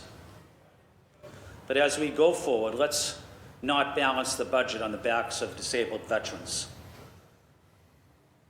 They've put their life on the line for our country, all walks of life, in every part of the city. They've contributed greatly to Boston. So you have my commitment as the chair of the Veterans Committee that when you bring something to my committee, I'm going to try to have a speedy hearing and bring in the best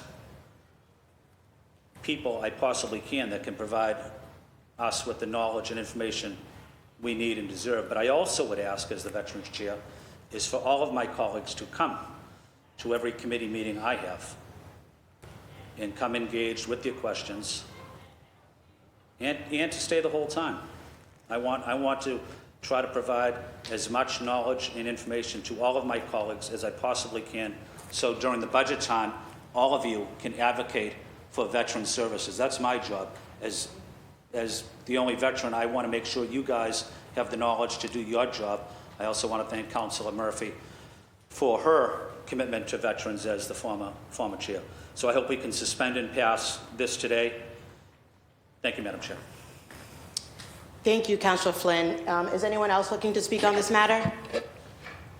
The chair recognizes Councilor Murphy. Councilor Murphy, you now have the floor. I just wanted to rise to thank Councilor Flynn, and as you just mentioned, the only veteran on this body. The veterans in the city of Boston and Commissioner Santiago are in good hands. You're always advocating and uplifting the needs. One of the things I learned is that we don't have enough supports for our veterans, but many of our veterans don't know how to get connected to the services we do have, and you've always been a caring, empathetic counselor who makes sure you connect veterans to the services they deserve, and I look forward to your hearings and look forward to advocating for more in the veteran budget so that our veterans have what they deserve. So thank you so much. Thank you. The chair recognizes Councilor Mejia. Thank you, Madam President, and thank you, Councilor Flynn, for your dedication. And I'm going to bring some glasses to the next hearing because you were throwing some serious shade there. I will be showing up for all your hearings. Do not worry about that. But I just want to rise and just uplift a few names of men who I know have served this country. Tony Molina, Jaime Rodriguez, who has always been in the front center all around all things that deal with Puerto Rican veterans. And I also just want to underscore and acknowledge, I talked about the fact that during Suicide Prevention Month, I talked about the fact that my cousin died by suicide, and he was a veteran. And I think when we're talking about veteran services and when we're talking about supports, that we also need to make sure that we're talking about mental health and the intersection of both. So I look forward to being a loud voice and working alongside you, Councilor Flynn. You do not have to worry about me because I always show up. And I'm looking forward to your leadership as the chair of this committee, and looking forward to working alongside you to not just have resolutions and hearing orders, but to really look at what can we do from a policy perspective. It's not just the budget, but I think that there's also some things that we can do around protocols, policies, and procedures here in the city of Boston to help alleviate some of the hardships that our veterans face. So looking forward to partnering with you on that work. Thank you, Councilor Fernandez Anderson. You now have the floor. Thank you so much, Madam President, and thank you, Councilor Flynn. It's good to see you smiling today. Looking forward to our work together. And of course, absolutely happy and proud to stand here in support of your filing. I wanted to just acknowledge our young men and women in our country. Really, if you can just imagine what volunteerism looks like, I think that's really what the service is, because they don't get paid enough. They're not treated, in my opinion, with the financial compensation that they should be. And of course I'm a little biased to the U.S. Marines because as a military mom, but I wanted to shout out today also Union President Firefighter Sam Dillon, who is here present with us. Thank you so much for your service. Thank you, Councilor Flynn, for your service as well. And thank you to my son, Corporal Roca, for his service. And I think that here, I wanted to just make sure that we clarify. Last year, we had a process in the budget where we looked at funds, and there were some services that there were in compensation sort of services that could be compensated or supplemented by other funds or allocations. And so some of my colleagues, a couple of my colleagues asked that we reallocate funds from services, and that went south, right? That went wrong, bad idea. And still refuse to tell you who that was, or those my colleagues were. And I believe that we're not perfect and we made some mistakes. And I think that we look at it carefully If there are truly compensating sort of supplemental funds that can be allocated if you move these funds because they're not being used in a timely fashion, or whatever the programmatic things are, we should look at it carefully. With that, I live next to a veteran's home, like literally, like a veteran service home where veterans go to live. And if you look at the conditions, it's not adequate. And I look forward to advocate so that we can improve those programs. And whether or not we agree here, it's really not about us. It's about looking at people as human beings that are sacrificing their lives for our freedom here in this country. So I stand here, and I hope you receive this in good faith, Councilor Flynn, that I am in full support in looking at the allocations and looking at programs and supporting our military men and women here in Boston more appropriately. Thank you so much. Thank you, Councilor Fernandez Anderson. Councilor Coletta, you now have the floor. Thank you so much. I simply rise to thank Councilor Flynn. Over the last 6 years, it really has been such a joy to see your passion and leadership on this issue with veterans. And I'm so grateful to have you as the chair so that you can bring your lived experience as a veteran. And I want to thank you for bringing these issues into the forefront of public discourse for the betterment, ultimately, of the quality of life of folks, as Councilor Fernandez Anderson mentioned, of the folks and their families who make the ultimate sacrifice. So I just wanted to stand and say thank you and express gratitude. Please add my name, and I will be voting in the affirmative. Thank you. Thank you, Councilor Coletta. Is anyone else looking to speak on this matter? Just want to say thank you to Councilor Flynn, thank you to everyone, all of my colleagues who spoke and highlighted how important it is for us to support our veterans and their needs. Thank you to Councilor Fernandez Anderson to also always bringing in your lived experience as a military mom. And so I am grateful for your leadership as the chair of veterans of the Veterans Committee and looking forward to more conversations. Would anyone else like to add their name? Mr. Clerk, please add Councilors Braden, Coletta, Durkin, Fernandez Anderson, Fitzgerald, Murphy, Pepin, Santana, Weber, Worrell. Please add the chair. The chair seeks, Councilor Flynn seeks suspension of the rules and passage of docket number 0271. Doubt the vote. Mr. Clerk, will you please do a roll call vote? Roll call vote on docket number 0271. Councilor Braden. Yes. Councilor Braden, yes. Councilor Coletta. Yes. Councilor Coletta, yes. Councilor Durkin. Yes. Councilor Durkin, yes. Councilor Fernandez Anderson. Yes. Councilor Fernandez Anderson, yes. Councilor Fitzgerald. Yes. Councilor Fitzgerald, yes. Councilor Flynn. Yes. Councilor Flynn, yes. Councilor Louisiana. Yes. Councilor Louisiana, yes. Councilor Mejia. Yes. Councilor Mejia, yes. Councilor Murphy. Councilor Murphy, yes. Councilor Pepin. Councilor Pepin, yes. Councilor Santana. Yes. Councilor Santana, yes. Councilor Weber. Yes. Councilor Weber, yes. Councilor Worrell. Yes. Councilor Worrell, yes. Docket number 0271 has received a unanimous vote in the affirmative. Thank you. Docket number 0271 has been adopted. Mr. Clerk, would you please read docket number 0272? Docket number 0272. Councilor Fernandez Anderson offered the following. Resolution recognizing February 1st as World Hijab Day in Boston. Thank you. The chair recognizes Councilor Fernandez Anderson. Councilor, you now have the floor.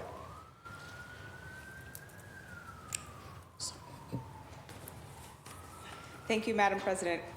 I am very happy to stand here and offer this resolution in recognition of World Hijab Day, particularly in light of growing ignorance and misunderstanding and lack of tolerance around the matter that continues to prevail among far too many.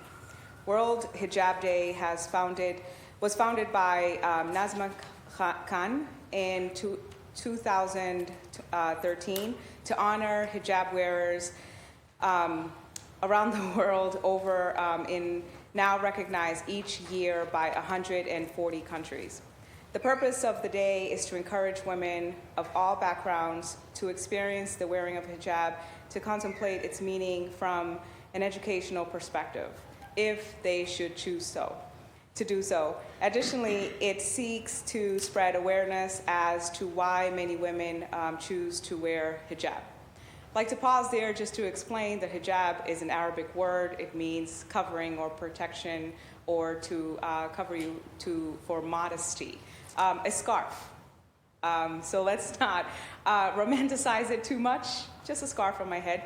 Khan, the founder of Bangladeshi Women American, and created the day to raise awareness and normalize the wearing of hijab.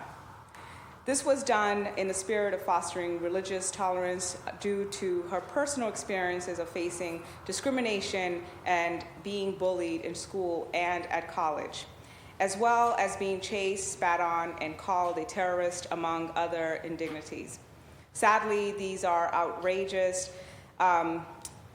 These are outrage that many of our hijab-wearing women, girls, and non-binary people face on a daily basis, as Islamophobia and anti-Muslim bigotry remain prevalent across the so-called progressive and developed world, including right here in Boston. Indeed, millions of hijab wearers throughout the world continue to face such harassment as well as harmful and hateful acts due to Islamophobic stereotypes. Hence, this day serves as a powerful counterbalance to the profound ignorance that continues to abound in the non-Muslim world about what the wearing of hijab signifies. Furthermore, the message of the day connotes that the wearing of hijab should be a personal choice and that it loses its meaning when it is forced upon the wearer of the state authority. Therefore, while no state should insist on wearing the hijab, neither should a state or any of its people harass or discriminate against anyone who chooses to wear hijab. Essentially, the point is that the wearing of hijab is a personal decision to be made by the individual, and that it can function as an important manifestation of the wearer's spirituality and religious belief. Any and all efforts made to spread awareness and to educate the masses of people as to the true meaning of hijab and what it symbolizes are valuable, particularly in our era of strife, conflict, and stereotypes. Look, I am a what we call revert, because in Islam we believe that everyone belongs to God, and that everyone is born Muslim, meaning belonging or in submission to God. And so this is a belief, this is our personal belief. And so when I reverted back to understanding this, I decided to wear hijab. Even sometimes when I don't want to wear it or want to wear it, it keeps me reminded that what I represent, and that I am human, and that I'm flawed, and that I should be kind or more patient. That wearing this represents a sense of centralized unity with people that are struggling. The word jihad. Please don't misedit that and make me sound something else, media people. Meaning that when you struggle, your internal struggle, that when you are conquering your own demons, your own negativities, that is the struggle. If you breastfeed your young, that's called jihad. If you feed the poor, that's jihad. If you wear a hijab, and it's a sacrifice, because believe you me, you guys don't want to see me without it on. It's a sacrifice. So I preserve my beauty, myself, in the way that I cover, to keep myself more focused on what's important on the inside, my character. So if you ever, or friends or people are interested in your communities, if you're interested in more educational opportunities, I would love to collaborate with you to be able to extend that education. And to all of you, it may be difficult for some of you to accept. It may be difficult for some of you to digest it, but that's okay. I'm not going to force feed you, because you know what happens when you force feed people. They throw up all over you, and that's ugly. So I look forward to, again, slowly bring us to a realization when I'm ignorant and I'm faulted and I am less than respectful. Correct me. Let's do this together. Let's evolve and together do the work in this council. So therefore, I ask my colleagues to join me in recognizing February 1st, 2024, as World Hijab Day in the city of Boston. And I appreciate you today for your support. Thank you. Thank you, Councilor Fernandez Anderson. Would anyone else like to speak on this matter? Councilor Weber, you now have the floor. Okay. Thank you, Madam President. I just wanted to rise in support of Councilor Fernandez Anderson's resolution.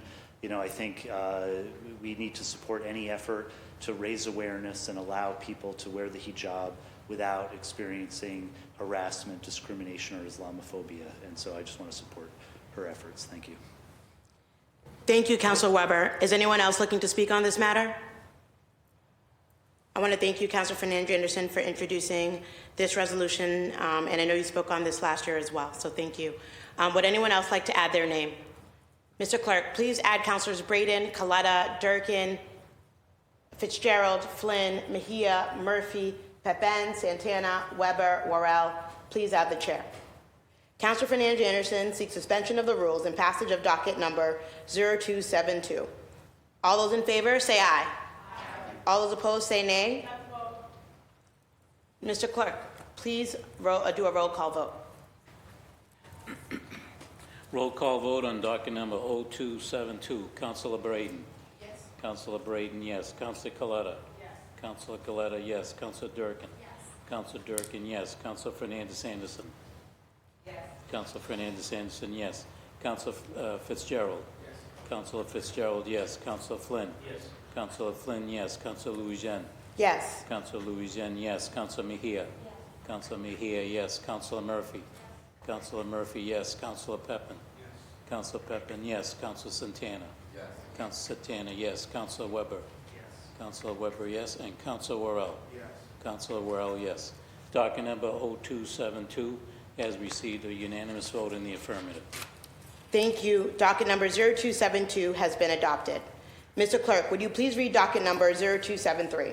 Docket number 0273, Councilor Fernandez Anderson, offered the following. Resolution on behalf of the Boston City Council in honor and celebration of Black History Month to be recognized in the month of February 2024. Thank you, Mr. Clerk. The chair now recognizes Councilor Fernandez Anderson. Councilor Fernandez Anderson, you now have the floor. Thank you, Madam President. May I suspend the rules and add Councilor Worrell and Councilor Louisiane, please? Seeing no objections, Councilor Worrell is now added. Councilor Fernandez Anderson seeks to suspend Rule 12 and add Councilor Louisiane as an original co-sponsor.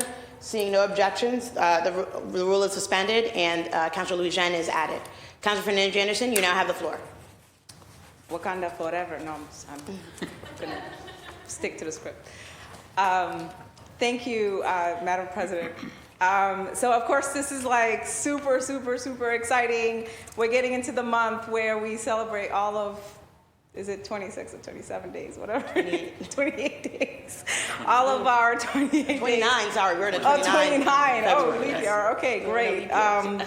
Awesome. And this is super exciting and so proud to rise and do this for my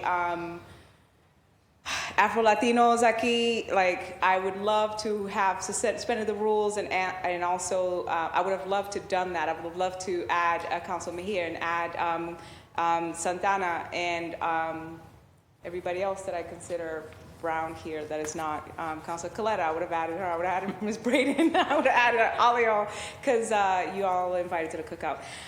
Anyway, so the Black people in and Weber, you could come to the cookout too. Like Fitzgerald, like come on, Councilor Fitzgerald, you are invited to the cookout. Flynn, everybody's invited. The Black people in the United States have made epic contributions to humanity. Despite centuries of systemic, structural, and personal oppression, marginalization, and disenfranchisement, this mistreatment manifests in a variety of ways, leading to systems of thought and power awash in neo-colonialism and anti-Blackness. To combat the centuries of criminality that such systems connote, the Black historian Carter G. Woodson created Negro History Week in 1926. The main idea of the week was to give Black people a true sense of their collective worth and history to better forge ahead in the struggle of liberation of their people. In 1969, Black educators and students at Kent State in Ohio discussed plans to build on Woodson's Week by creating a Black History Month, which they did the following year in 1970. Black History Month was recognized by then President Gerald Ford in 1976 as part of the bicentennial celebrations of that year. Since then, Black history has grown to be recognized throughout the world, most fittingly by several countries in Africa, the motherland of the Black diaspora, whose continent was looted of its people, labor, land, and resources by the economic and political elites of Europe and the Americas. The month of February has within it many powerful landmarks and historical events, including the uprising led by the enslaved Nat Turner, the first of Harriet Tubman's daring escapes, the act of rebellion led by the ultimate white ally, John Brown, my guy, the birth of Frederick Douglass and Webb Du Bois, the Greensboro sit-in of 1960, and the ultimate assassination of Malcolm X, to name several. Black History continues to play an important role in reminding all of us of the centrality of Black experience within American life, the wonders of Black music, literature, dance, activism, cuisine, family traditions, and more, as well as the entrenched efforts by those in positions of power to brutalize and marginalize them at every turn. Based on the wondrous history and the indomitable will of spirit that our Black brothers and sisters continue to demonstrate, I ask you to join me in the council to recognize Black History Month. And I just wanted to shout out to the African American people who have paved the way with their blood, sweat, and tears for all Black immigrants, for all those in a spirit of bringing migrants and welcoming them to Roxbury today and forward. I wanted to say that it's a very difficult thing to make way in already disinvested or disenfranchised communities. And African Americans are often put in those situations where they have to prove their humanity. They have to explain why they deserve. They have to calculate a budget for you to say what is equitable and what is not. Often, if it's not sensational, the media doesn't want to talk about it. So a lot of the issues in African American communities are not interesting for the media. No one takes notice of all of the important work that myself and my colleagues do here in terms of equity. No one in the media takes notice and says, I want to talk about how you're building economic development in Roxbury. I want to talk about all of your sense of arts and preserving history and culture that you are doing in D7 and Boston. I want to talk to my white colleagues and about their work on equity that they are doing as well. And shout out again to Councilor Coletta, who is always rising in support of equity. Shout out to my Afro-Latinos, who stands boldly against their own suppressive cultures and background and colorism and all that they have to face. I'm here to say to you, everybody understands clearly that civil rights is for everyone, but human rights is what I'm looking for. I'm looking to partner with you with an open mind to say, look, what is equity? What does that mean to you? So every time I say Black, I'm going to say Black, I'm going to say Black, I'm going to say Black, and I'm going to say Black until you understand that it's not threatening to your whiteness, or it's not threatening to your brownness, or it's not threatening to your classes. That you look at us in a way that I don't have to constantly explain in order for me to be worthy of rising to the occasion, so that we can become allies and actually do the work without feeling like I have to be soft in my delivery before you can accept that I am human enough, or that my people are human enough to be able to talk about racial equity in the city of Boston. I thank you for indulging me and listening to me, and I look forward to working with you. Again, I hope that you can hopefully, that my heart is sincere and pure enough to come up to stuff, right? Sometimes we talk like that, and we look at allies, and this is for my Muslim or my religious brothers and sisters. You look at allies, and the LGBTQ, gay and lesbian are out there doing all the work, and we're not coming up to stuff. So I'm asking everyone to come up to stuff. Put your crap behind you and look at how we can work together for a better humanity, for a better life, for better equity or racial equity solutions in Boston. Let's celebrate Black History Month, y'all. We got to go to a barbecue. Thank you. Thank you, Councilor Fernandez Anderson. The chair recognizes Councilor Orrell. Councilor Orrell, you now have the floor. Thank you, Councilor Anderson. Thank you to my co-sponsors. Thank you for your leadership, and I'm looking forward to that cookout. I'm humbled to be a voice for my people and to stand here today recognizing the importance of Black History Month, especially in the city of Boston. Our city's history is deeply intertwined with the remarkable contributions of Black people who have not only shaped its identity, but also changed the entire trajectory of Boston. And I just want to, amplify, and I think it's important that we continue to amplify our rich Black history that we have in the city of Boston, because it's, not always put out there. So I'm just going to go through a list of people, Black people who have come through Boston. From Boston-based trailblazers like Rebecca Lee Crumpler, who is the first Black dentist, Macomb Bolin Allen, who shattered the barriers in the legal fields, to iconic figures such as the first patriot, Crispus Attucks, whose bravery ignited the flames of revolution. Boston's Black population has left an enduring mark on our country's cultural tapestry.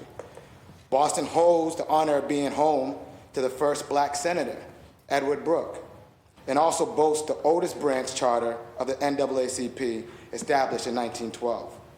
Our city has a rich legacy of spearheaded litigation that has led to major reforms in areas such as school desegregation, employment equity, and housing. We celebrate luminaries from the 18th century, such as poet Phyllis Wheatley, to iconic figures of the 20th century, such as activist Melina Cass. Additionally, we cannot overlook the contributions of Black women leaders, past and present, who have worked tirelessly to make Boston a better place. We should also not forget, those who broke boundaries in Boston sports, such as Willie O'Ree, Chuck Cooper, and Bill Russell, who remind us of the profound impact Black athletes have on our sporting landscape. This February, as we reflect on the triumphs and struggles of Black Americans throughout history, let us also recognize the importance of preserving their rich legacy. My office is committed to honoring the contributions of Boston's Black leaders, and we are partnered with Rep. Worrell, Four Corners Main Streets, and the Kraft Foundations to educate, amplify, and to showcase our Black leaders to our community. And we did this by honoring 200 Black women and the Black Women Lead Initiative, where we have the faces of 200 women on the Blue Hill Ave. It's still up there today. And we want to continue to do that in recognizing individuals, hopefully in a statue for Crispus Attucks, ensuring that their legacy and their stories are woven into our city's narrative. So let's join together in commemorating Black History Month and reaffirm our commitment to fostering equity and our mutual understanding of the history of the city of Boston. Thank you.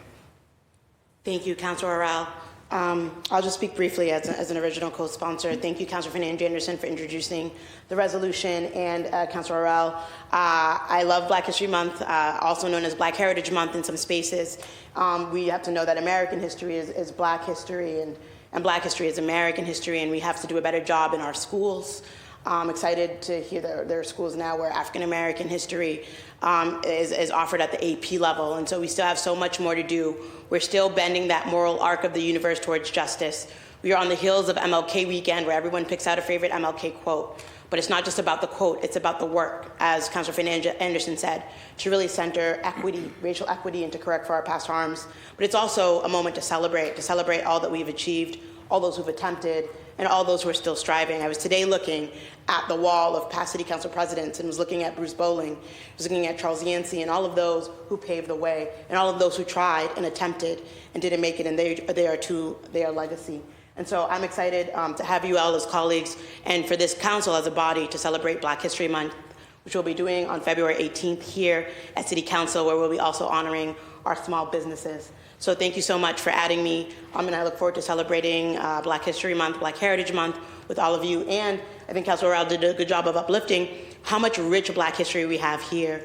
African American Trail in Beacon Hill. We talk about Melnia Cass, we talk about Harriet Tubman, we talk about MLK, Malcolm X, who all have a local history. And what's so great about the Embrace Monument is that tribute to our local freedom fighters who sometimes go nameless, but whose sacrifices are important to the stories, to my story, and to a lot of people's story here in the city of Boston. So onward, and thank you for having me. Thank you for allowing me to speak, and thank you for having me on the resolution. Councilor Fernandez, anyone else looking to speak on this matter? Councilor Mejia, you have the floor. Thank you, Madam President, and thank you to my colleagues. I remember when I first came onto this council, then Councilor Janey was the president, and I was so incredibly honored that she had invited me to participate in the annual celebration that happens here on the council. And it was a really important moment for me because she affirmed my identity in terms of how I always talk about being a Afro-Latina, being a Black Latina. It was the first time that I have felt seen and affirmed, and understanding my culture and understanding the fact that when they abducted our ancestors, the only difference was the port that they dropped us off at, right? When we talk about Black culture, when we talk about Black history, I think a lot of Dominicans in particular have a hard time embracing their Black roots. And so for me, even though I'm light-skinned, I always tell my family I'm the Blackest of them all because I'm here to affirm those who have come before me. And I just wanted to say that as a policymaker, you know, one thing is to be an ally, another thing is to be a leader when it comes to affirming here the work on the council. You know, under my leadership, we established the Black Men's Commission with a budget of $1.6 million to support Black male advancement work. We also worked alongside our community to establish a reparations task force, and I worked alongside Councilor Janey and Campbell to establish Juneteenth as a city, a municipal holiday here in the city of Boston. So when we're thinking about this work and when we're thinking about what allyship looks like, I think that there's an opportunity for us to recognize that resolutions are important and hearings are important, but when we have an opportunity to affirm Blackness and when we have an opportunity to really do the work, that we all rise up in doing just that. So looking forward to celebrating Black History Month alongside my siblings, and I'm here for all of it. Thank you. Thank you, Councilor Mejia. Councilor Flynn, you have the floor. Thank you, Madam Chair. And listening to my colleagues, I was glad to hear of our former colleague, Mayor Janey's name mentioned, and City Councilor Andrea Campbell's name mentioned as well, the Massachusetts Attorney General. I also wanted to highlight some other political officials, civic leaders, including our former colleague Lydia Edwards, who's the state senator now from the East Boston area. One of the people I also wanted to highlight was my constituent, Mel King, former state legislator, candidate for mayor, who did a tremendous job in this city, bringing people together. And we certainly miss Mel, and we miss his advocacy and support for not just the Black community in Boston, but for all marginalized communities as well. Mel King is a real trailblazer and hero to so many, including myself. He was a good friend. I also wanted to highlight another friend of mine who's been gone for a long time, is Willis Saunders. If any of the older people remember Willis Saunders, he was a Tuskegee Airman and was the superintendent on Boston Police, a real hero. And some other names that come to mind is another friend, Ted Landsmark, an exceptional lawyer, educator, who's on the BPDA board. Doris Bunty, who was the first BHA resident to become the BHA director. As I mentioned, Willa Saunders, but also George Russell. Many people may know George Russell, or Leon Stamps, who was the first collector-treasurer for the city of Boston, the first auditor of the city of Boston. At that time, a lot of those financial jobs in city government didn't necessarily go to African Americans. But it was people like George Russell and Leon Stamps and so many others that opened the doors for others in this city. So I wanted to say thank you to my colleague, Councilor Fernandez Anderson, and my other colleagues for the tremendous work you do. But also, I'm glad to have mentioned a few of these names because I've always respected and admired some of these leaders in the city, including our current police commissioner and our former police commissioner. Thank you, Madam Chair. Thank you, Councilor Flynn. Is anyone, the chair now recognizes Councilor Durkin. Councilor Durkin, you now have the floor. Thank you so much, Council President Ruthie Louisian, our third Black woman Council President. It's exciting. We're in an exciting moment in the city of Boston, and I'm excited to celebrate Black History Month. And last night I was at the Museum of African American History on Joy Street in Beacon Hill, and it just reminded me how much or how little I know about the history of my own neighborhood. So I know they're eager to partner with the Boston City Council on a tour, one that I'm happy to help get everyone and get the council president connected to. But just knowing that there are spots in each of our districts that have important significance in Black history. So I would be excited to kind of go across our neighborhoods and see what history that we maybe are just uncovering, because so much of our history has been written by the wrong people. And so excited to honor Black history at my first time as a city councilor. Thank you so much. Thank you, Councilor Durkin. The chair recognizes Councilor Braden. Councilor Braden, you have the floor. In Evergreen Cemetery in Brighton, there was an unmarked grave in a corner of the cemetery, which was the last resting place of a man called Horatio Homer. He was born in 1848 and he died in 1923. And he was Boston's first African-American police officer. He was hired by the Boston Police Department in 1878 and served on the force for 40 years. And the reason I'm saying is that I belong to a group called the Irish Tiara, the Irish Ancestral Research Association, and one of our members actually did research into, she was interested in police history, and she discovered this Sergeant Horatio Homer in her research, and she really got into it and did his, it was a notable thing. And she actually did a whole presentation. I went to hear the presentation in the Roxbury Library in Nubian Square. And then we invited her to come to Alston Brighton, which was where Sergeant Horatio Homer was buried. And we had the presentation, and two of this man's granddaughters came to the presentation at the Historical Society in Brighton. He was born in 1848, and his granddaughters came to this presentation. And, you know, do the math. But it's interesting that, not only that, but it was really incredible. And Malmio found out that his grave was unmarked, so there was a special celebration and official placement of a stone marker in the graveyard at Evergreen Cemetery to mark him as being the first African-American police officer in Boston Police Department, and to honour his service by putting a marker on his grave in Brighton in the Evergreen Cemetery. I just wanted to hold up his memory today. Thank you. Thank you, Councilor Braden, for sharing that. I think that was very powerful. In Hyde Park, we have Rebecca Crumpler at Fairview, the first medical doctor recognized as a medical school. We know that a lot of Black women were doctors and healers without being recognized as such. just another example of how Black history is every part of our local history. So thank you, Councilor Braden, for sharing that. Councilor Fernandes Anderson for a small addition. Councilor Fernandes Anderson, you now have the floor. Thank you, Madam President. I would be remiss if I didn't properly acknowledge my colleague, Councilor Mejia.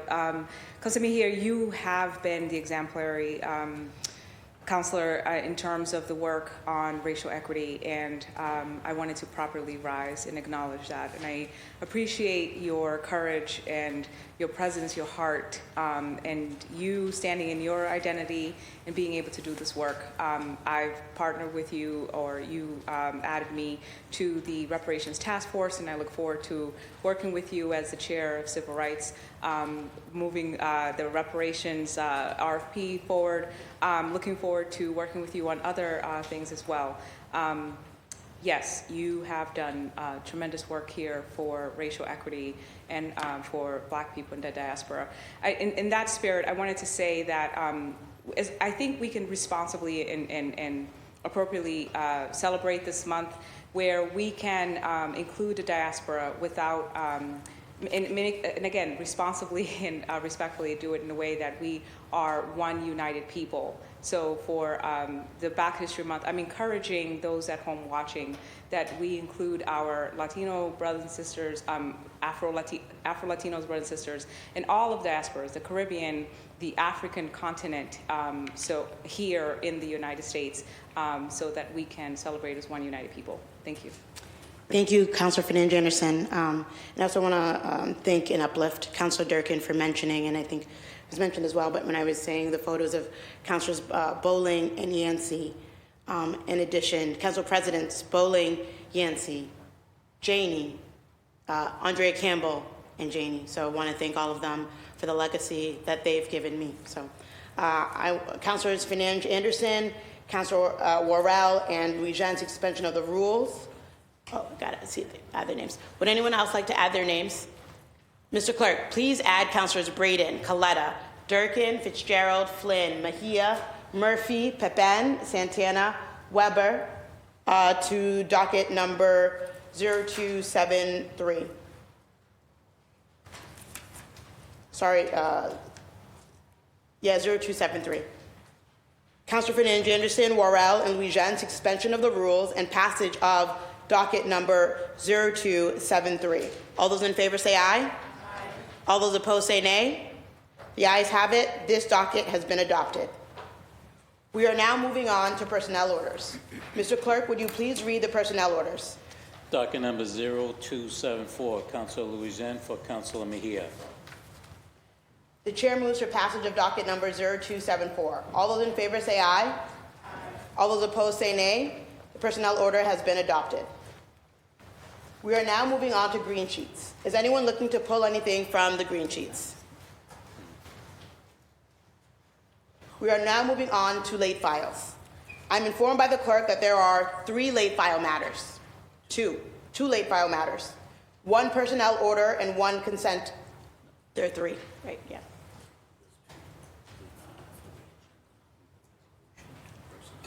Okay.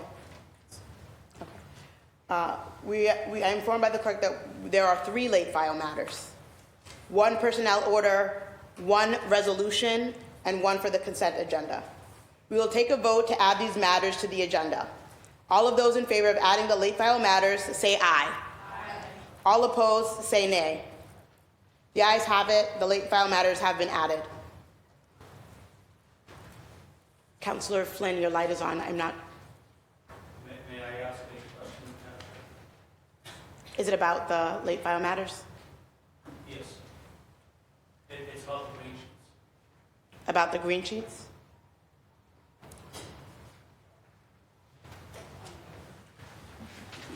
Yeah, point of order. No, sorry, point of orders are just on orders for the rules. I know. Not for it. So if it's not on a point of order, I don't know under what, are you looking to pull something from the green sheets? No, I'm not. I want to ask a question about the green sheets. Okay.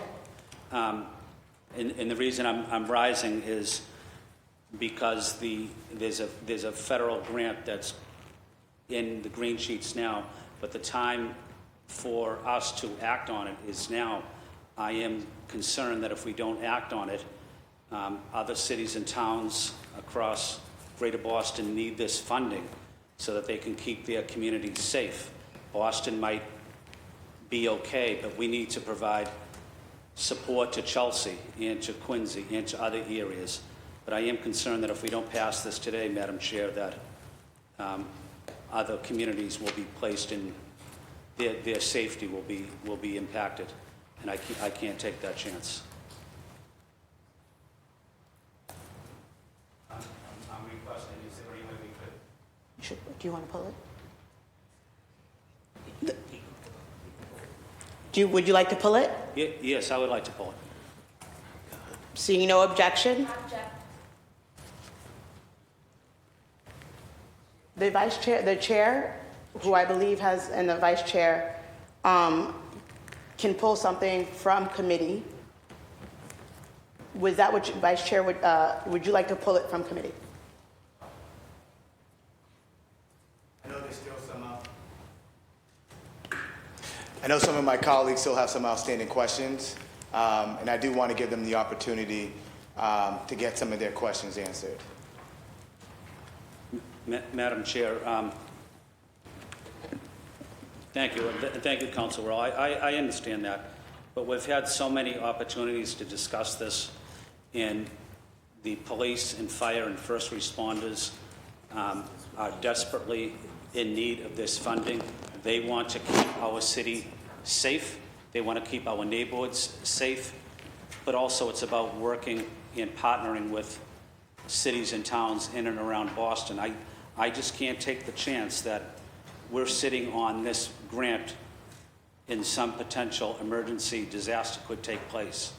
I'm really looking for this body to provide leadership and take a vote on this docket.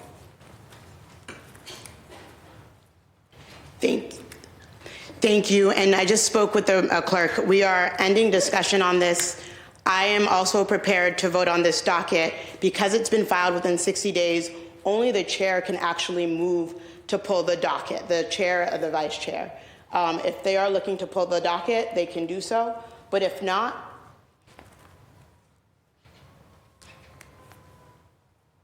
we'll move forward and pull it. okay. Do we have the docket number? I'll have to read it until the agenda. I think we'll get to, he's pulling the docket, so.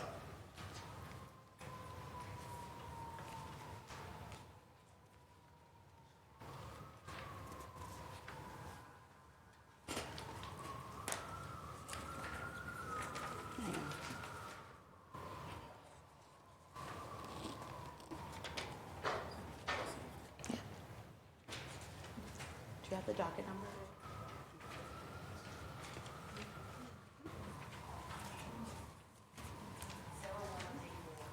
Docket number 0134.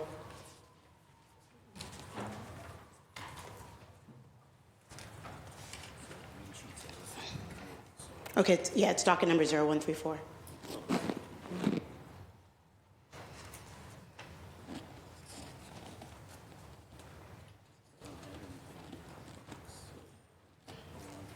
Yes. Mr. Clerk, can we pull docket number 0134?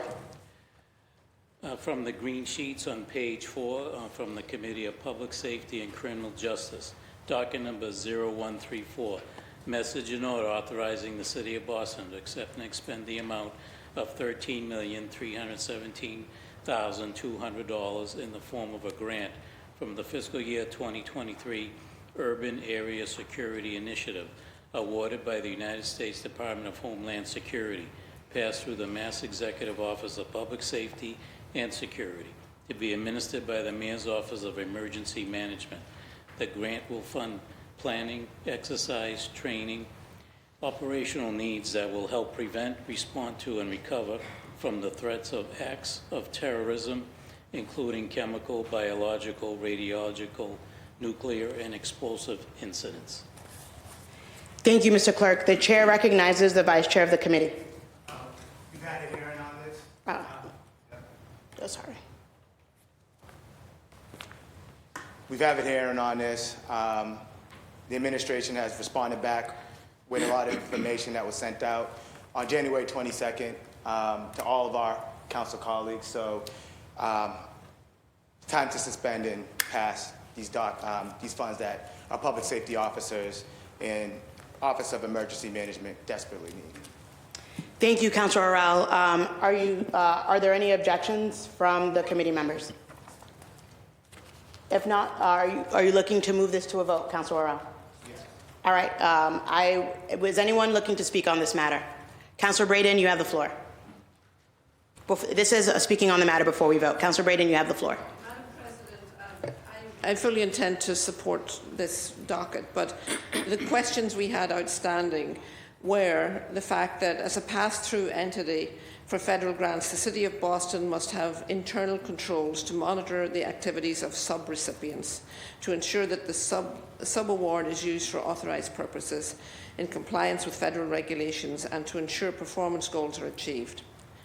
For the City of Boston's financial year 22 audit report, a review of the UASI grant for financial year 2019, financial year 20, financial year 21, and financial year 22 found that the City's internal control over sub-recipient monitoring reflected a significant deficiency.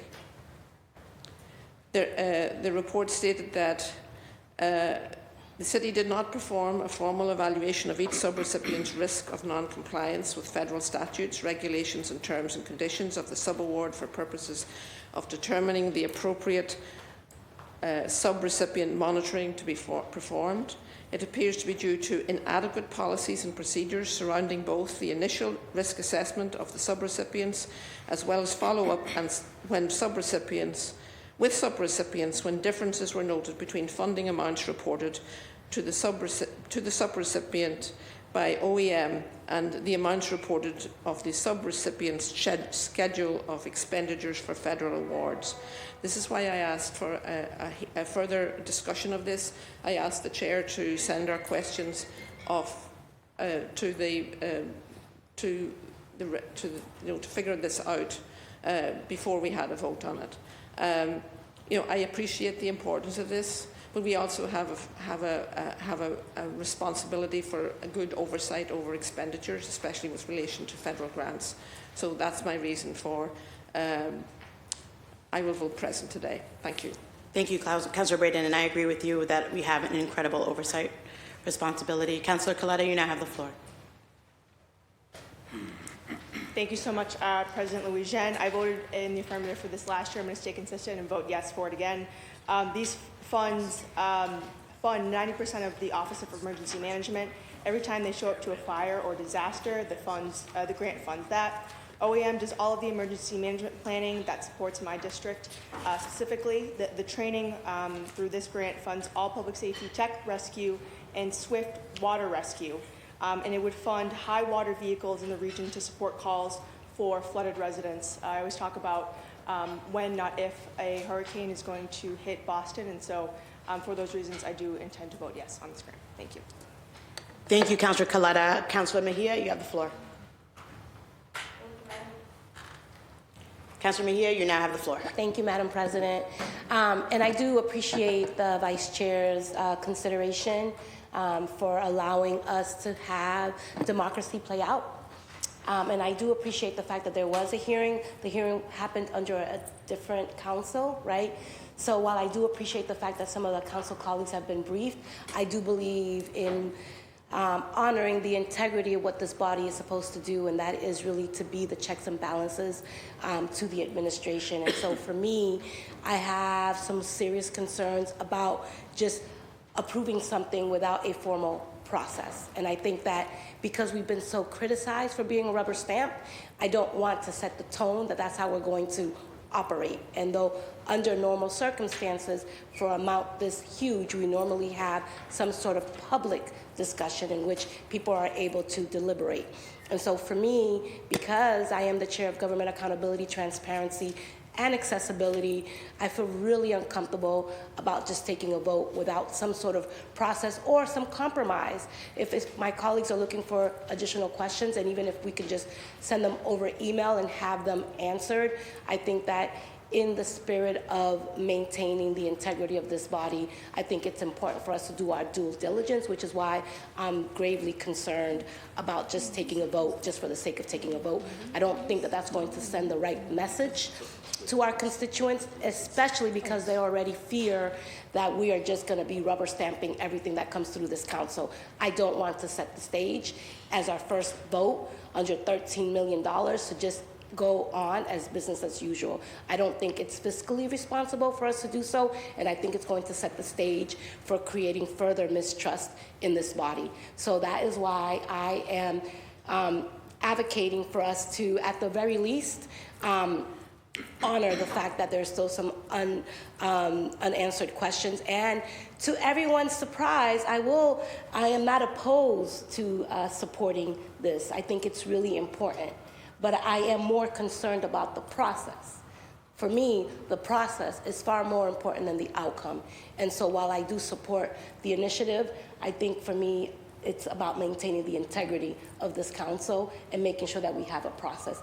If there is a process in place, I am more than welcome to say, let's go for it and approve as is. But currently, I don't feel comfortable just stepping to the side and being plowed over in a way that undermines the body and our voice in decision-making processes. So I would recommend that we maintain the integrity of this council.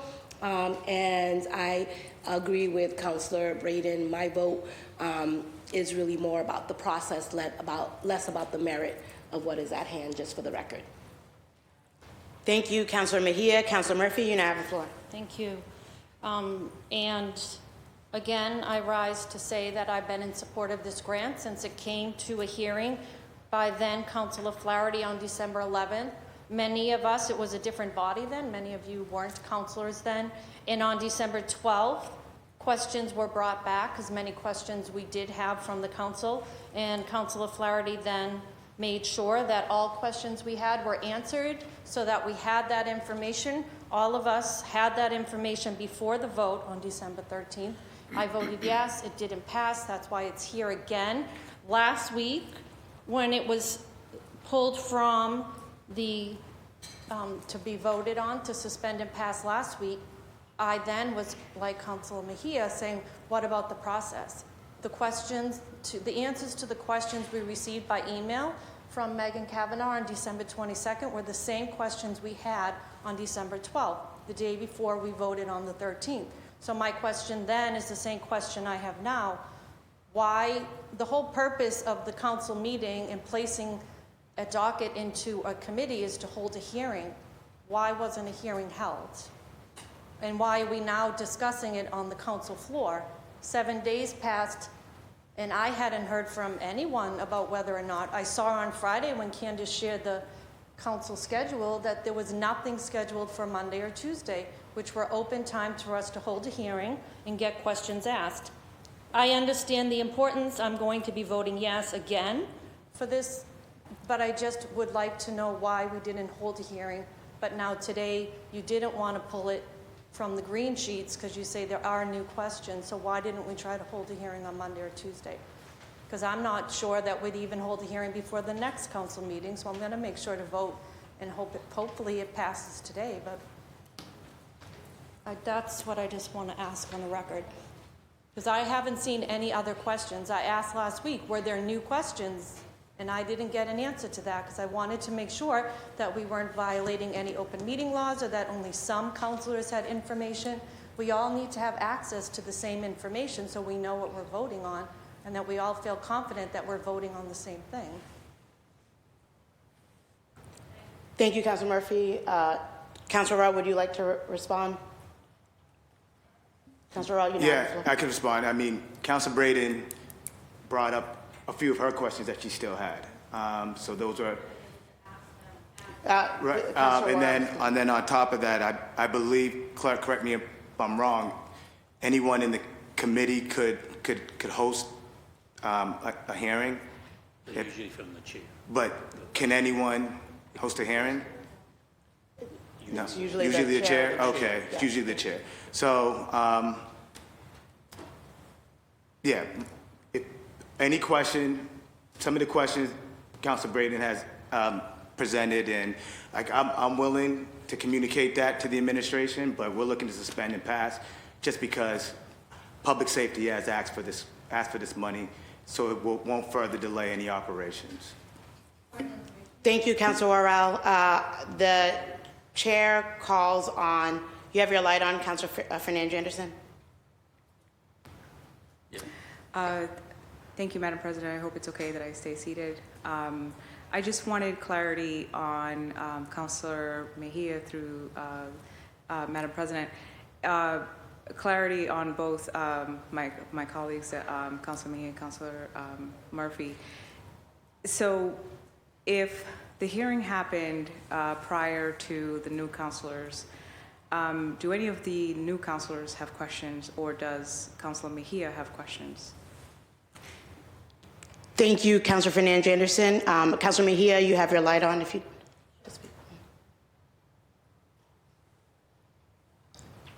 So I'm going to go back to what I started with, is the fact that what is at stake is the integrity of this body in terms of how we move. And there are rules and processes in place, regardless of the questions that I have. It is around creating a public discourse for us to really have a conversation about $13 million.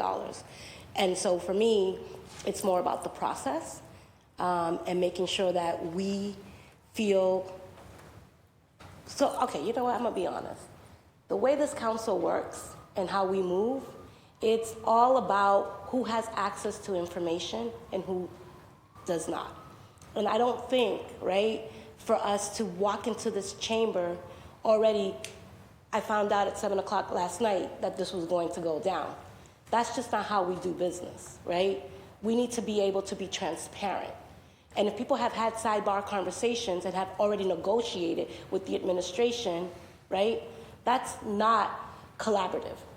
And so for me, as I continue to walk into this space, I want to make sure that I'm always open and transparent, which is why I called for a hearing when I stopped the motion from being on the floor last week.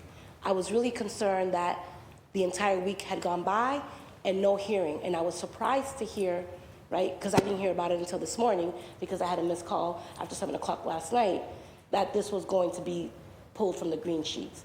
That's not how we do business. That is not what colleagues do when we're trying to really move the work forward. And so for me, I'm not here to carry anybody's water. And so I would like to be all about the process. And if my colleagues still have questions, then I would like the chair to, at the very least, honor the fact that there's still outstanding questions. He had already committed to allowing us to submit those questions so that we can then take a vote. So again, I'm going to go back to what I started with. I am more concerned about the process than I am the outcome. And if we're going to have a hearing about this particular issue right now, then let's have a hearing about this issue right now. But I'm not going to just rush a vote for the sake of passing $13 million. I'm not doing that. Thank you, Councilor Mejia.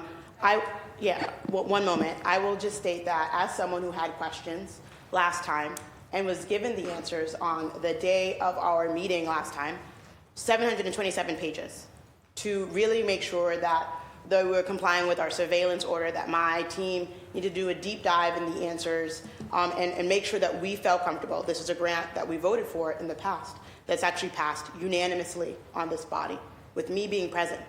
In conversations with the community who had questions, I elevated those questions, and the Office of Emergency Management and BPD were really gracious in actually giving me a lot of the answers to those questions. And so now, not that all the questions have been answered, there are more questions, but this is a grant that we review every year, and there will be opportunities to ask further questions. Councilor Fernandez Anderson, if you want to make a brief point, because Councilor Flynn, apologies. Councilor Fernandez Anderson. Yeah. Thank you, Madam President. It's clear that Councilor Braden has a question or questions, and then I guess The question here is whether or not we motion to recess so that there's clarity on the answers that she's seeking. It's not clear to me whether or not my colleagues, Councilor Murphy and Councilor Mejia has questions. Because I heard one of them say that because the hearing took place prior to the new councilors, that the new councilors deserve the integrity and the right to have their questions answered. But I don't hear any of the new councilors stating that they have questions. Today, Council Braden is saying she needs further clarification. Then do we recess and get the clarification? Does Council Mejia need have specific questions? And can we motion to, also asking for a motion to speedy up this conversation and decide what we're doing? Thank you, Councilor Fernandez Anderson. There's a vote on the floor because, and this is the conversation before the vote, because not only did Councilor Arell, as the Vice President, moved for a vote. So I appreciate your comments and the comments of my colleagues. Councilor Braden, you now have the floor. Thank you, Madam Chair. And, you know, this is the reason I wanted to have a further hearing on this. I had anticipated, I'm bringing these questions into the space today because I was anticipating that I didn't know that there was going to be pulled from green sheets until about a few hours ago. But we had this prepared to bring to a hearing. And it's a post-audit and oversight issue that if we're getting federal grants, we need to ensure that we're attending to the details. There's been questions about these grants going back to 2013. And it's about just recording and knowing that the money's been expended as anticipated. And, you know, I voted in affirmative. I've supported this grant all of the time I've been on City Council. But we're going into a period of, like, you know, we need to pay attention to these details. And post-audit and oversight is a really critical part of what we do as a City Council. So, you know, I had hoped that we could, and Chair Worrell had suggested that we just send these questions and bring it to a vote next week. If we can get some commitment to follow up on these recommendations from the audit. This year on year, there's recommendations for tightening up of reporting, and those, you know, it happens year on year. It hasn't happened, so we need to fix that. I respectfully, you know, I will respectfully honour the will of the community, the body here, but I'm just raising some concerns that I have. And I do support this grant. I want it to be spent in a timely way, but this is our job to keep a tight oversight on these. It's a huge grant, $13.5 million. This is our job to keep oversight on how this money is spent. I totally trust that it's been spent appropriately, but it needs to be documented appropriately as well. Thank you. Thank you, Councilor Braden. Councilor Durkin, you now have the floor. I move to close discussion and push for a vote. Is there a second? Okay, thank you. I didn't get a chance to speak. Oh, you now, Councilor Flynn. After Councilor Flynn, there's no more speaking, and we're voting on the matter. Thank you. But before I speak, Madam Chair, isn't this the opportunity for everybody to weigh in, whether they... Yeah, there was a motion made, so out of courtesy, I'm allowing you to speak because it was seconded. I understand that, but others might want to weigh in on the issue too. No, there are no other lights on but yours. Okay. Well, I think people, my colleagues know that I support the grant. I'm looking for an immediate vote today. We also had a hearing, and this is not against the new colleagues because they weren't here, but we also had a hearing in December in this body, in this chamber. And there's only a few city councilors that were present for that hearing. And the director of emergency management was here, maybe for an hour and a half, maybe 2 hours, answered every question and provided background on this grant. The chief of Office Emergency Management also invited all of our city councilors several months before that to a tour of the facility if they had any questions on this department and this grant and the function of this department. And I was the only city council that showed up to that site visit. And I spoke, and we had a discussion, and there was some staffers there too. And we talked for about 2 hours about this grant. I think, Councilor Flynn, there is a motion on the floor, so I just want to... No, I understand, but what I'm saying, Madam Chair, it's important. I take this issue very seriously, as do my colleagues. I have seen how unsafe this city can be. This is where the Marathon bombing started. This is where the flights left from on September 11th. And a lot of other potential issues were stopped because of the professionalism of our law enforcement people. My main point is, of the $13 million, about half of it goes outside of Boston to cities and towns that desperately need it. And it's not just about us, it's about us working together, providing leadership to a city such as Chelsea, or to a Cambridge, or a Somerville. Working together. The Boston Fire Department works closely with the Chelsea Fire Department. What happens in Chelsea has a major impact on East Boston, on Boston. The LNG tankers, Logan Airport, the transportation system. Well, that sits on top of Chelsea and Boston, the trucking. So we have a lot of high tech. We're an international city. We have to plan and protect the city and provide the best public safety, first responders. They know what they're doing. They need this money to protect us. It's about public safety. It's about security. And I wish we did have a hearing, but we can't wait any longer. The time to vote on this is now. Thank you. Thank you. Thank you, Councilor Flynn, and I think that's why we want to get onto a vote, because of all of my colleagues who have spoken. We are going to move on to a vote because it's on the floor. So, point of order, if it's a rule issue. My colleague has insinuated that he was the only councillor to attend the visit. I was there. Thank you. I was there for that hearing as well. I just want to correct the record. Thank you, Councilor Braden, for correcting the record. I appreciate you, and I appreciate the work that you do on this. I also know that a lot of us are in districts and in areas where security is a major issue. A lot of us on this body are part of identity groups that are often under attack, whether as LGBTQ+, Muslim, Jewish, Black people, people of color. That does not abdicate our responsibility for oversight. It is really important for us to get this right. And Councilor Braden, we will have opportunities. We will continue to ask these questions.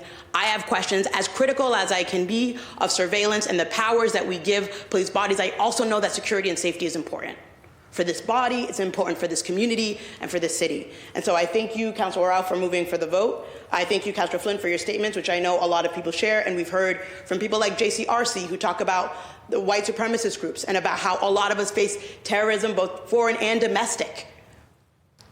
How we've seen that in the city of Boston against LGBTQ+ people, against people of color, against Jewish population, against our Muslim brothers and sisters. And so I think that we all appreciate what you stated, Councilor Flynn, and appreciate your advocacy. And we've heard from other people in towns about the importance of this. And so we're now moving to a vote. On docket number 0134, Councilor Orell seeks suspension of the rules and passage of docket number 0134. All those in favor say aye. Mr. Clerk, can we take a roll call vote? Do we have to? We did, because you agreed to. Yeah, and there was no objection, so it's only if there's an objection. Okay. Roll call vote on docket number 0134. Councilor Braden. Present. Councilor Braden, present. Councilor Coletta. Yes. Councilor Coletta, yes. Councilor Durkin. Yes. Councilor Durkin, yes. Councilor Fernandez Anderson. Yes. Councilor Fernandez Anderson, yes. Councilor Fitzgerald. Yes. Councilor Fitzgerald, yes. Councilor Flynn. Yes. Councilor Flynn, yes. Councilor Louis-Jean. Yes. Councilor Louis-Jean, yes. Councilor Mejia. Councilor Murphy. Yes. Councilor Murphy, yes. Councilor Pepin. Yes.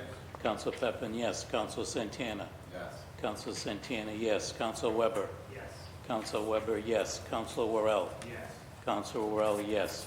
Docket number 0134 has received 11 votes in the affirmative, 1 vote present, and 1 absent. The docket passes. Thank you, Mr. Clerk. We are now moving on to late files. I believe that's where we were before, and then we went back to green sheets. I am informed by... Mr. Clerk, Present. that was on docket number 0134. Yes. Councilor Mejia voted present. Okay. Thank you. Late files. I'm informed by the clerk that there are 3 late file matters, 1 personnel order, 1 item for the consent agenda, and 1 resolution. We may have done this already, but just for the sake of clarity on the record, we will take a vote to add these matters to the agenda. All of those in favor of adding the late file matters, say aye. All opposed, say nay. Thank you. The late file matters have been added to the agenda. Mr. Clerk, will you please read the first late matter into the record? First late file matter, a personnel order. Councilor Louisiana for Councilor Brady. The chair seeks passage of that personnel order. All in favor, say aye. All opposed, say nay. The ayes have it. The docket is passed. Second late file matter, resolution recognizing February 2nd, 2024 as Lucius Day in the city of Boston. The chair recognizes Councilor Durkin. Councilor Durkin, you now have the floor. Thank you so much, Council President. Maybe you've heard of a group called Lucius, maybe you haven't, but we all have something in common with his band members, Jess Wolf, Holly Lasig, Dan Molad, and Peter Lalish, and that is a love and appreciation for the city of Boston. As a transplant, I resonate with the band's story because each of us have found a place to grow in community here. Boston welcomes Lucius as a success story from my district and one I'm proud to recognize today. In an interview with Boston Magazine in 2013, lead singer Jess Wolf said, "When we went to Berkeley, it was the time we felt like we were part of community. I don't know if it's something about Boston, but for us, it was Boston. It brought such a release and such a powerful time for us as young women." In their own words, Boston was where it all began. From meeting in dorm rooms off Mass Ave in Boylston to their very first time on stage at Berkeley Performance Center, and the first real show as Lucius at Paradise Rock Club. They celebrated many milestones in District 8 and throughout Boston, including their first sold-out show headlining at Great Scott and playing Boston Calling alongside Berkeley Instant Strings. Lucius has gained over 1 million monthly listeners on Spotify, performed over 600 concerts while stopping in Boston for every major tour. Their lead singers have received 3 Grammy nominations in 2023. My sister Tori introduced me to this band over 10 years ago, and it's a pleasure watching these accomplished artists and vocalists that are joining us at the House of Blues on Friday in my district to celebrate their 10-year anniversary of their breakout album, Willed a Woman. I would be honored if we would vote to make Friday, February 2nd, Lucius Day in the city of Boston to celebrate their contribution to Boston's music history, and I ask my colleagues to suspend and pass. Thank you so much. Thank you, Councilor Durkin. Is anybody else looking to speak on this matter? Would anyone else like to add their name? Mr. Clerk, please add Councilors Braden, Coletta, Fernandes Anderson, Fitzgerald, Flynn, Murphy, Pepin, Santana, Weber, Worrell, and please add the chair. Councilor Durkin seeks suspension of the rules and passage of this resolution. All in favor say aye. All opposed say nay. The ayes have it. This resolution has been adopted. Mr. Clerk, please read the next late file matter into the record. It's the consent agenda. Okay, great. We're now moving on to the consent agenda. I have been informed by the clerk that there is 1 addition to the consent agenda. The question now comes on approval of the various matters contained within the consent agenda. All those in favor say aye. Thank you. The consent agenda has been adopted. We are now on to announcements.